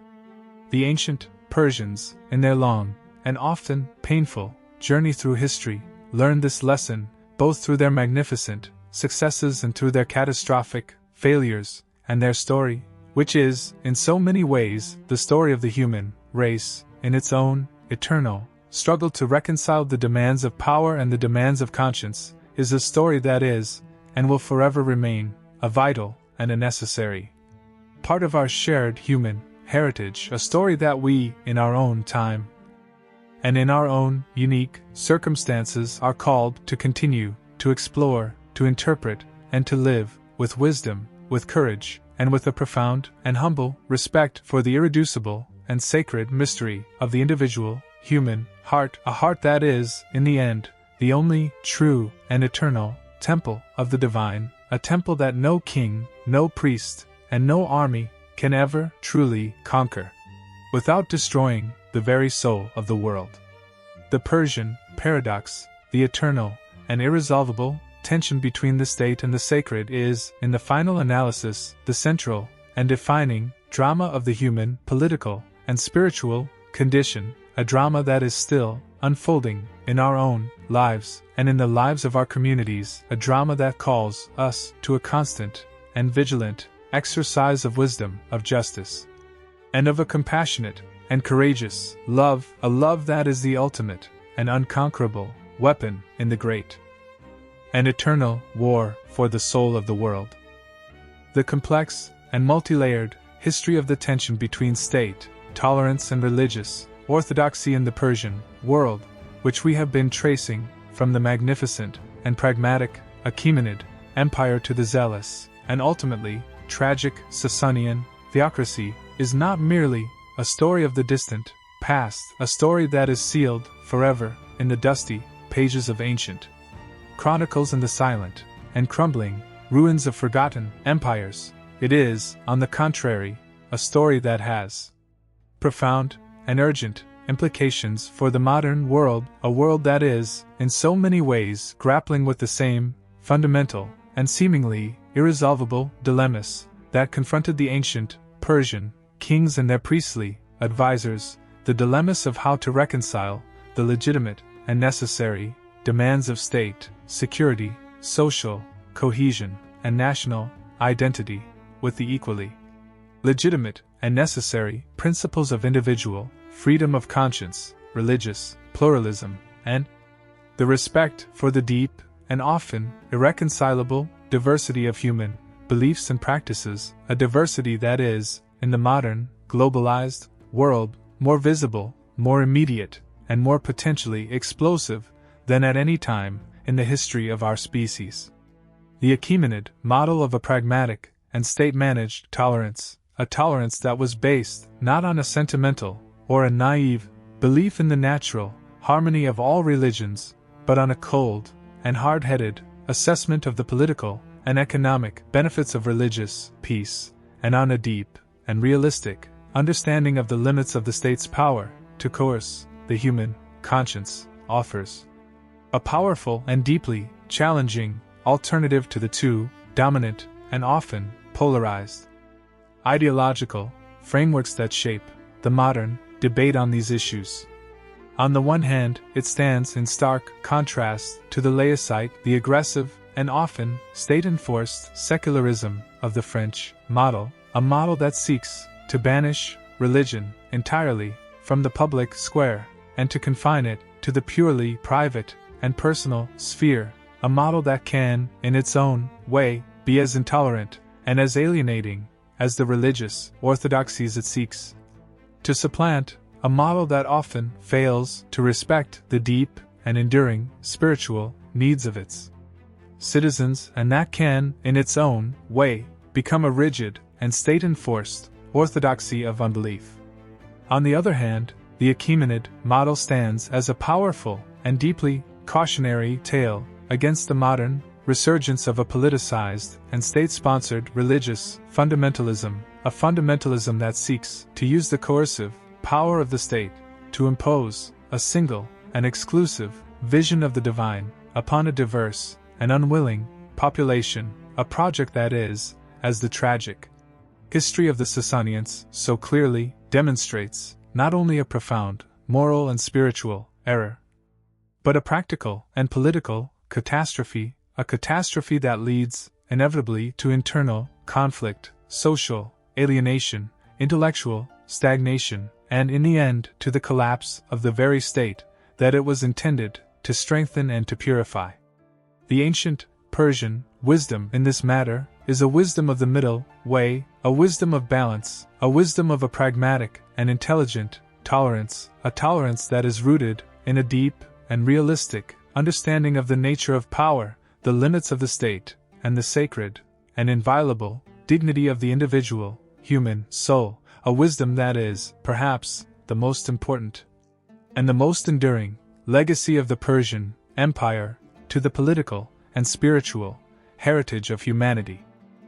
The modern Islamic Republic of Iran, which is, of course, the direct geographical and cultural heir to the ancient Persian empires, and which is, today, a powerful and deeply influential actor on the world stage, continues, in its own unique and often deeply contested manner, to grapple with this ancient and enduring Persian paradox, the paradox of a state that seeks to be simultaneously a modern nation-state, a democratic republic, and a theocratic guardian of a single and divinely revealed religious law, a paradox that is, in many ways, a direct and conscious revival of the Sasanian model of a state-enforced Zoroastrian orthodoxy, now, of course, transposed into the key of Twelver Shia Islam, a faith that itself owes a deep and often unacknowledged debt to the ancient Persian religious traditions of its conquered and converted ancestors. The complex and often turbulent history of the Islamic Republic, its constant internal struggles between the elected and the unelected branches of government, its often tense and volatile relationship with its own religious and ethnic minorities, and its ongoing and deeply painful national conversation about the proper relationship between religion, state, and individual freedom is, in a very real and profound sense, a continuation of the ancient Persian drama that we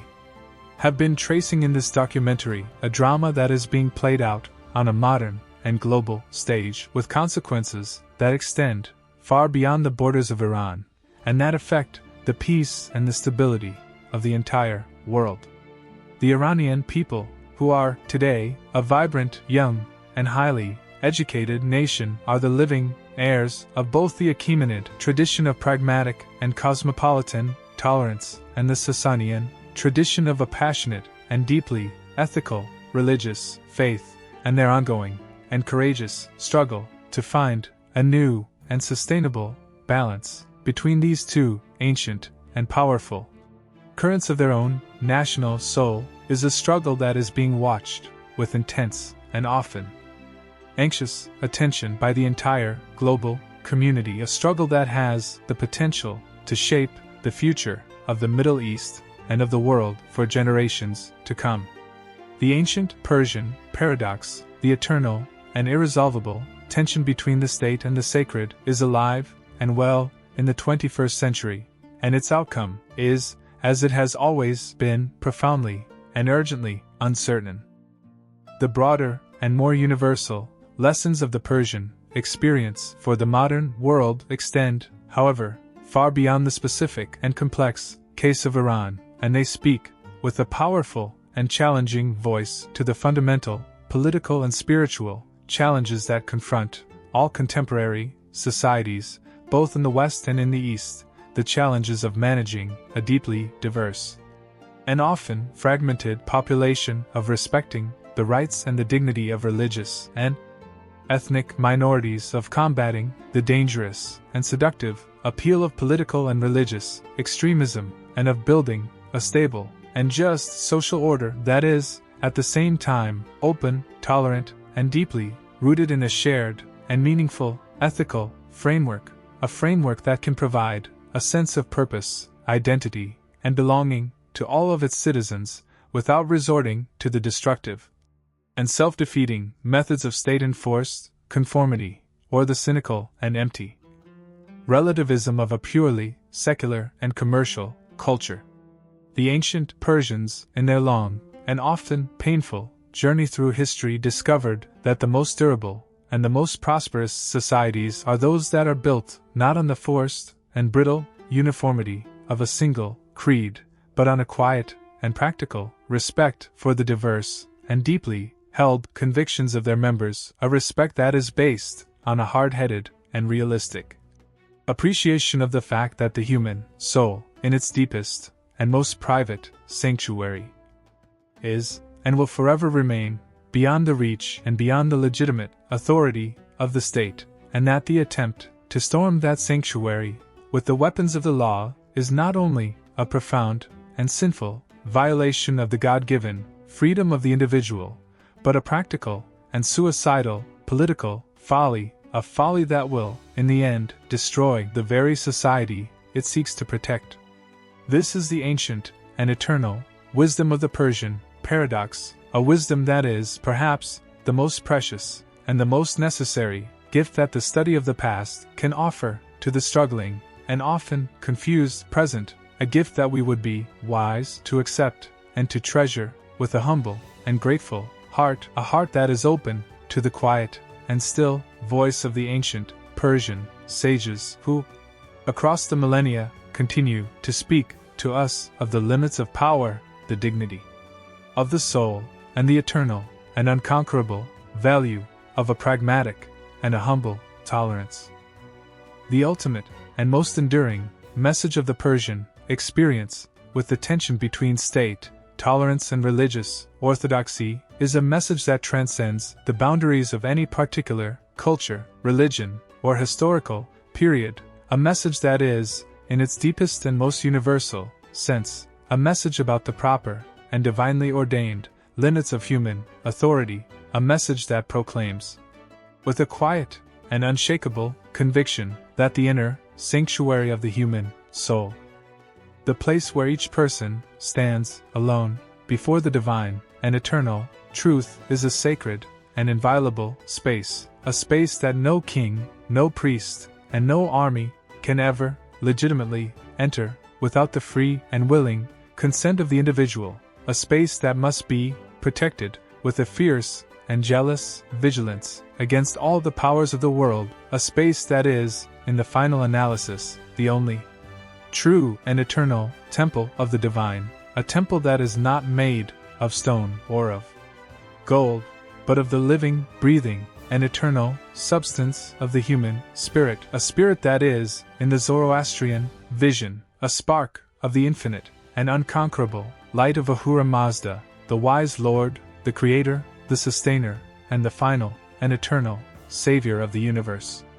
The ancient Persians, in their long and often tragic history, learned, at a terrible and bloody cost, the profound and enduring truth of this principle, a principle that is the very foundation of all genuine human freedom and of all just and stable political order, a principle that we, in our own time, are called to remember, to defend, and to live with a renewed and passionate commitment. A commitment that is the only sure and enduring antidote to the perennial and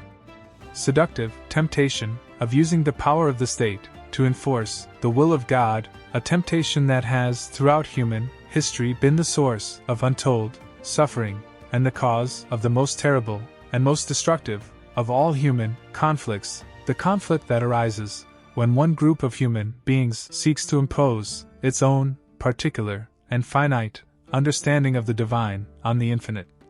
and sacred mystery of the soul of another, a conflict that is, in the end, a war. Not against flesh and blood, but against the very image of God in the face of the other, a war that is the ultimate and most terrible expression of the lie, the druj, the cosmic principle of chaos, falsehood, and darkness, that the prophet Zarathustra, so long ago, called upon all humanity to resist and to overcome with the weapons of truth, justice, and a courageous and unconquerable love. The magnificent and deeply complex legacy of the Persian experiment with the tension between state, tolerance, and religious orthodoxy, which we have been tracing from the visionary pragmatism of Cyrus the Great, who restored the temples of Babylon and liberated the Jewish exiles through the shrewd and calculating political intelligence of the Achaemenid satrapy system, and the terrifying and theologically driven repression of the Diva inscription of Xerxes to the revolutionary and dramatic shift of the Sasanian era, the creation of a centralized and powerful state church, the codification of the Avesta, and the brutal and often self-defeating persecution of heretics and religious minorities, is not, in the final analysis, a story of simple heroes and villains, a story that can be neatly summarized with a comfortable and self-congratulatory moral. A story of the enlightened Achaemenids and the fanatical Sasanians. It is, rather, a deeply human and a profoundly instructive story of the constant and never-ending struggle to find the right and sustainable balance between the legitimate and necessary demands of political order, social cohesion, and national identity, and the equally legitimate and necessary claims of individual conscience, cultural diversity, and the sacred and inviolable freedom of the human soul, a balance that is, in every age and in every society, a delicate and precarious one, a balance that can never be permanently achieved, but that must be constantly and vigilantly negotiated and renegotiated by each new generation in light of its own unique historical circumstances and its own particular spiritual and ethical challenges. The Achaemenid kings, with their magnificent and pragmatic tolerance, and their cold and calculating political acumen, understood the first side of this equation with a brilliance that has rarely been equaled, but they also had their own dark and brutal shadow, a shadow that was revealed in the terrifying and merciless suppression of the Babylonian revolts and in the chilling and theologically intolerant rhetoric of the Diva inscription, a reminder that even the most pragmatic and enlightened of rulers can, when their power is threatened, resort to the most extreme and violent forms of repression, a repression that is, in itself, a form of the lie, a betrayal of the very divine order that the king claims to uphold. The Sasanian Shahs, with their passionate and sincere devotion to their ancient Zoroastrian faith, and their magnificent and enduring achievement of codifying and preserving the sacred scriptures, understood the other side of the equation, the profound human need for a unifying and meaningful religious identity. But they, too, in their zealous and often ruthless pursuit of that identity, fell into the fatal trap of intolerance and persecution, a trap that, in the end, devoured their empire and their world, a tragic and powerful illustration of the fact that the pursuit of ideological purity, when it is backed by the coercive power of the state, is a path that leads, inevitably, to the destruction of the very society it seeks to purify. The profound and deeply nuanced legacy of the Persian experience, therefore, offers no easy or comforting answers to the complex and pressing questions of our own time, questions about the proper relationship between religion and the state, the limits of tolerance, and the defense of a free and pluralistic society against the threat of violent and intolerant extremism. It does, however, offer a powerful and deeply challenging set of questions that we, in our own diverse and often divided societies, must learn to ask ourselves with a new and urgent honesty, questions that lie at the very heart of the democratic experiment and of the human quest for a just and peaceful world. How can a state protect the religious freedom of all its citizens while, at the same time, preventing that freedom from being used as a weapon to undermine the very foundations of the public order and the common good? Where does one draw the line between a legitimate and necessary expression of a particular cultural or religious identity and a form of intolerance that threatens the rights and the dignity of others, and that must, therefore, be restrained by the law? And how can a society cultivate a deep and meaningful sense of shared values and common purpose, a sense of collective identity and belonging, without resorting to the destructive and self-defeating methods of state-enforced conformity, or the cynical and empty relativism of a purely secular and commercial culture, a culture that offers no answer to the deep and enduring spiritual hunger of the human heart?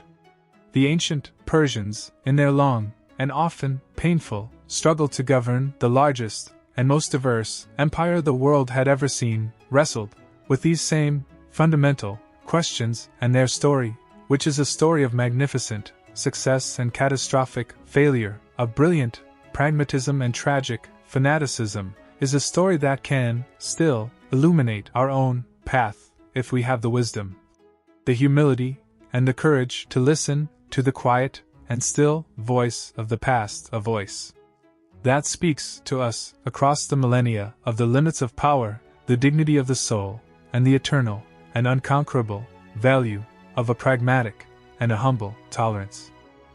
The ultimate and most important lesson of the Persian paradox, the lesson that is, perhaps, the most difficult and the most necessary for us to learn in our own deeply interconnected and yet deeply divided world, is the lesson that the state, however powerful and however well-intentioned, can never be the ultimate arbiter of divine truth, and that the attempt to use the coercive power of the law to enforce a single and exclusive vision of the sacred is not only a profound and sinful violation of the God-given freedom of the individual conscience, but a practical and suicidal political folly, a folly that will, in the end, as it did for the mighty Sasanian Empire, undermine the very order and stability that it seeks to create, and will sow the seeds of its own destruction.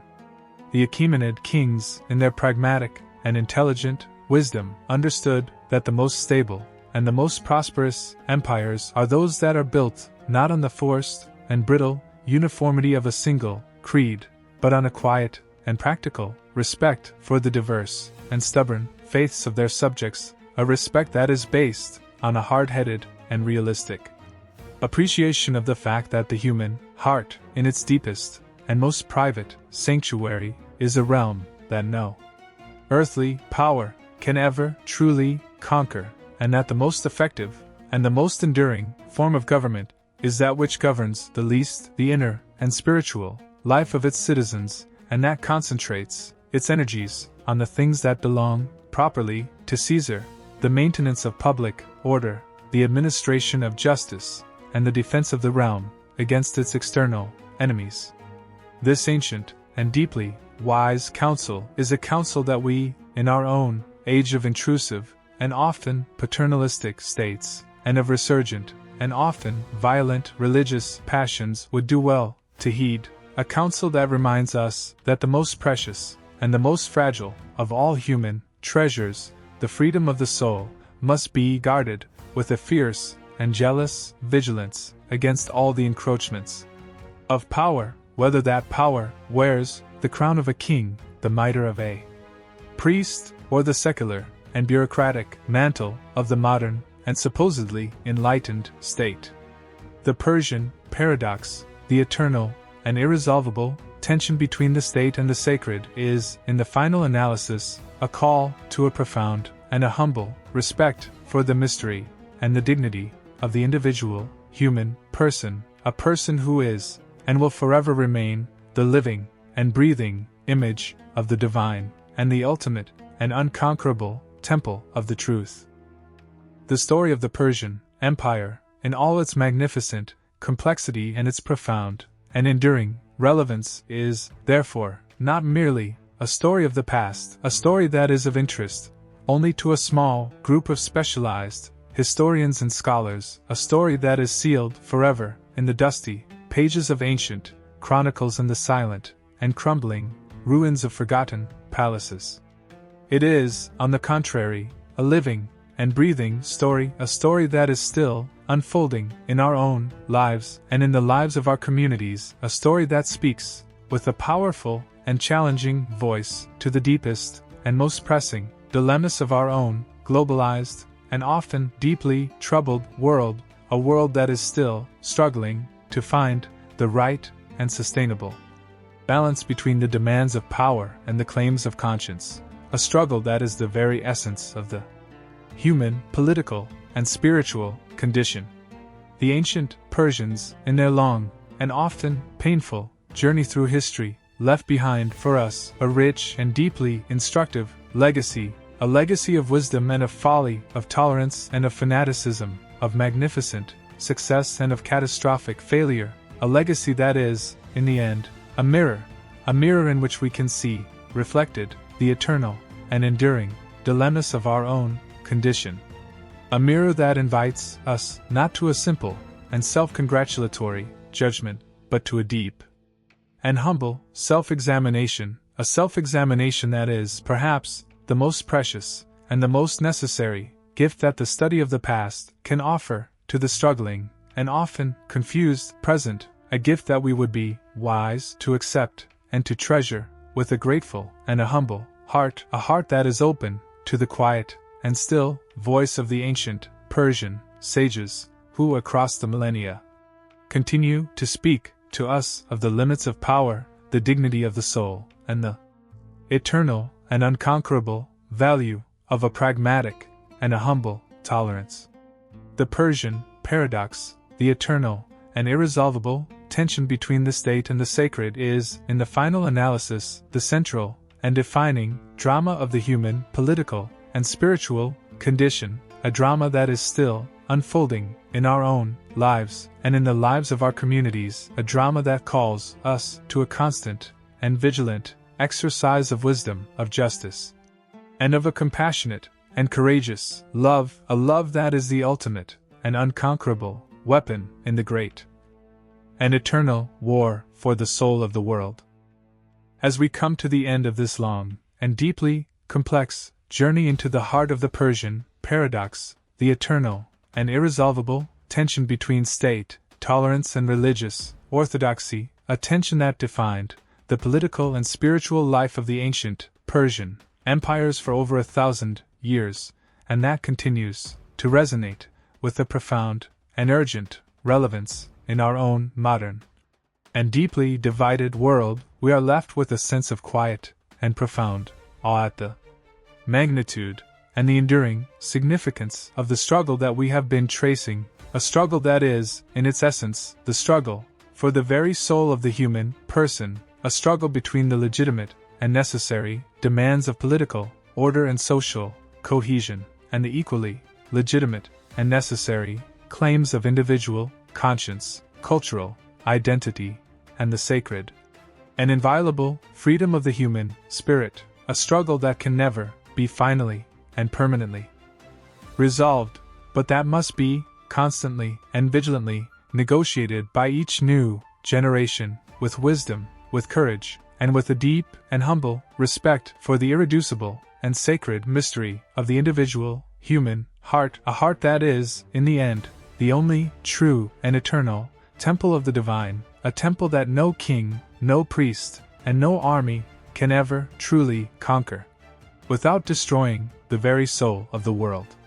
The ancient Persians, in their long and often tragic history, learned this lesson at a terrible and bloody cost, a cost that was measured in the fall of mighty empires, the destruction of magnificent cities, and the suffering and the death of countless innocent human beings, a cost that is a stark and eternal warning against the seductive and dangerous temptation to use the coercive power of the state to enforce a single and exclusive vision of the divine upon a diverse and unwilling population, a temptation that is, as we have seen, the perennial and fatal flaw of all theocratic and totalitarian regimes, whether they rule in the name of God, or in the name of the people, or in the name of history, or of any other abstract and idolatrous ideal that is placed above the living and breathing reality of the individual human soul, a soul that is, in the Zoroastrian vision, a spark of the infinite and unconquerable light of Ahura Mazda, the wise Lord, the Creator, the Sustainer, and the final and eternal Savior of the universe, a soul that is, therefore, possessed of an inherent and inviolable dignity, a dignity that no earthly power can ever legitimately violate without committing a grave and unforgivable sin against the very order of the cosmos. The magnificent and deeply pragmatic policy of the Achaemenid kings, the policy of state-managed tolerance, a tolerance that was rooted not in a modern, liberal ideology, but in a cold and realistic assessment of the limits of political power, and in a deep and intelligent understanding of the value of cultural and religious diversity as a source of imperial strength and stability, stands as a powerful and enduring model for a wise and effective governance of a multi-ethnic and multi-faith society, a model that is, perhaps, more relevant and more urgently needed in our own globalized and deeply interconnected world than at any time since the fall of Persepolis. The Achaemenid kings, for all their undeniable and often brutal flaws, understood with a clarity that we, in our own ideologically charged age, often seem to have lost, that the most durable and the most prosperous societies are those that are built not on the forced and brittle uniformity of a single creed, but on a quiet and practical respect for the diverse and deeply held convictions of their members, a respect that is based on a hard-headed and realistic appreciation of the fact that the human soul, in its deepest and most private sanctuary, is a realm that no earthly power can ever truly conquer, and that the most effective and the most enduring form of government is that which governs the least the inner and spiritual life of its citizens, and which concentrates its energies on the things that belong properly to the state. The maintenance of public order, the administration of justice, and the defense of the realm against its external enemies, a model that is, in many ways, a distant and ancient precursor to the modern, liberal, and democratic ideal of a state that is neutral in matters of religion, and that protects the equal and inviolable rights of all its citizens to worship and to live according to the dictates of their own conscience, a model that, for all its own internal contradictions and its own dark moments of repression, remains a powerful and deeply inspiring example of a wise and a humane governance, a governance that is worthy of our study, our admiration, and our emulation. The tragic and ultimately self-destructive path of the Sasanian Empire, which, in its zealous and passionate pursuit of a state-enforced Zoroastrian Orthodoxy, created a powerful and centralized church, codified the sacred scriptures, and brutally suppressed all forms of religious dissent, only to see its magnificent and seemingly invincible empire crumble to dust before the sudden and overwhelming onslaught of the Arab Islamic armies, stands as a terrifying and eternal warning against the dangers of ideological purity and the fatal and seductive temptation to use the coercive power of the state to enforce a single and exclusive vision of the divine, a warning that is, in our own time of resurgent religious and political fundamentalisms, more urgent and more necessary than ever before. The Sasanian tragedy, a tragedy of immense and world historical proportions, is a stark and powerful reminder that the state, however powerful and however well-intentioned, can never be the ultimate guardian of the human soul, and that the attempt to use the law to force the conscience is not only a profound and sinful violation of the sacred and inviolable freedom of the individual, but a practical and political folly, a folly that will, in the end, undermine the very order and stability that it seeks to create, and will sow the seeds of its own inevitable and catastrophic destruction, a destruction that is the just and terrible judgment of history upon those who, in their pride and their zealotry, have forgotten the ancient and eternal wisdom of a humble and a pragmatic tolerance, a tolerance that is the true and enduring foundation of all just and stable human communities. The ruins of Ctesiphon, which lie today, silent and desolate on the banks of the Tigris, are a powerful and enduring monument to this profound and terrible truth, a truth that we, in our own time, would be wise to remember and to take deeply to heart. Thank you for joining me on this long and deeply complex journey into the heart of the Persian paradox, the eternal tension between state, tolerance, and religious orthodoxy, a tension that shaped the ancient world and that continues to shape our own, a tension that is, in the end, the central and defining drama of the human, political, and spiritual condition. If this exploration of the deep and enduring wisdom of the ancient Persians and of their tragic and magnificent history has sparked your own curiosity and has given you a new perspective on the complex and pressing challenges of our own time, please take a moment to show your support. Hit the like button, subscribe to the channel, and ring the notification bell so you never miss a new deep dive into the stories of our history. Share this video with a friend who is passionate about history, politics, religion, or the eternal human quest for a just and peaceful society. And please leave a comment below and let me know your own thoughts on the Persian paradox and how it speaks to the world we live in today. Your engagement and your curiosity are the fuel that keeps this channel alive, and I am deeply grateful for your company on these long and detailed journeys into the past. I hope you enjoyed this content, and I'll see you in the next video.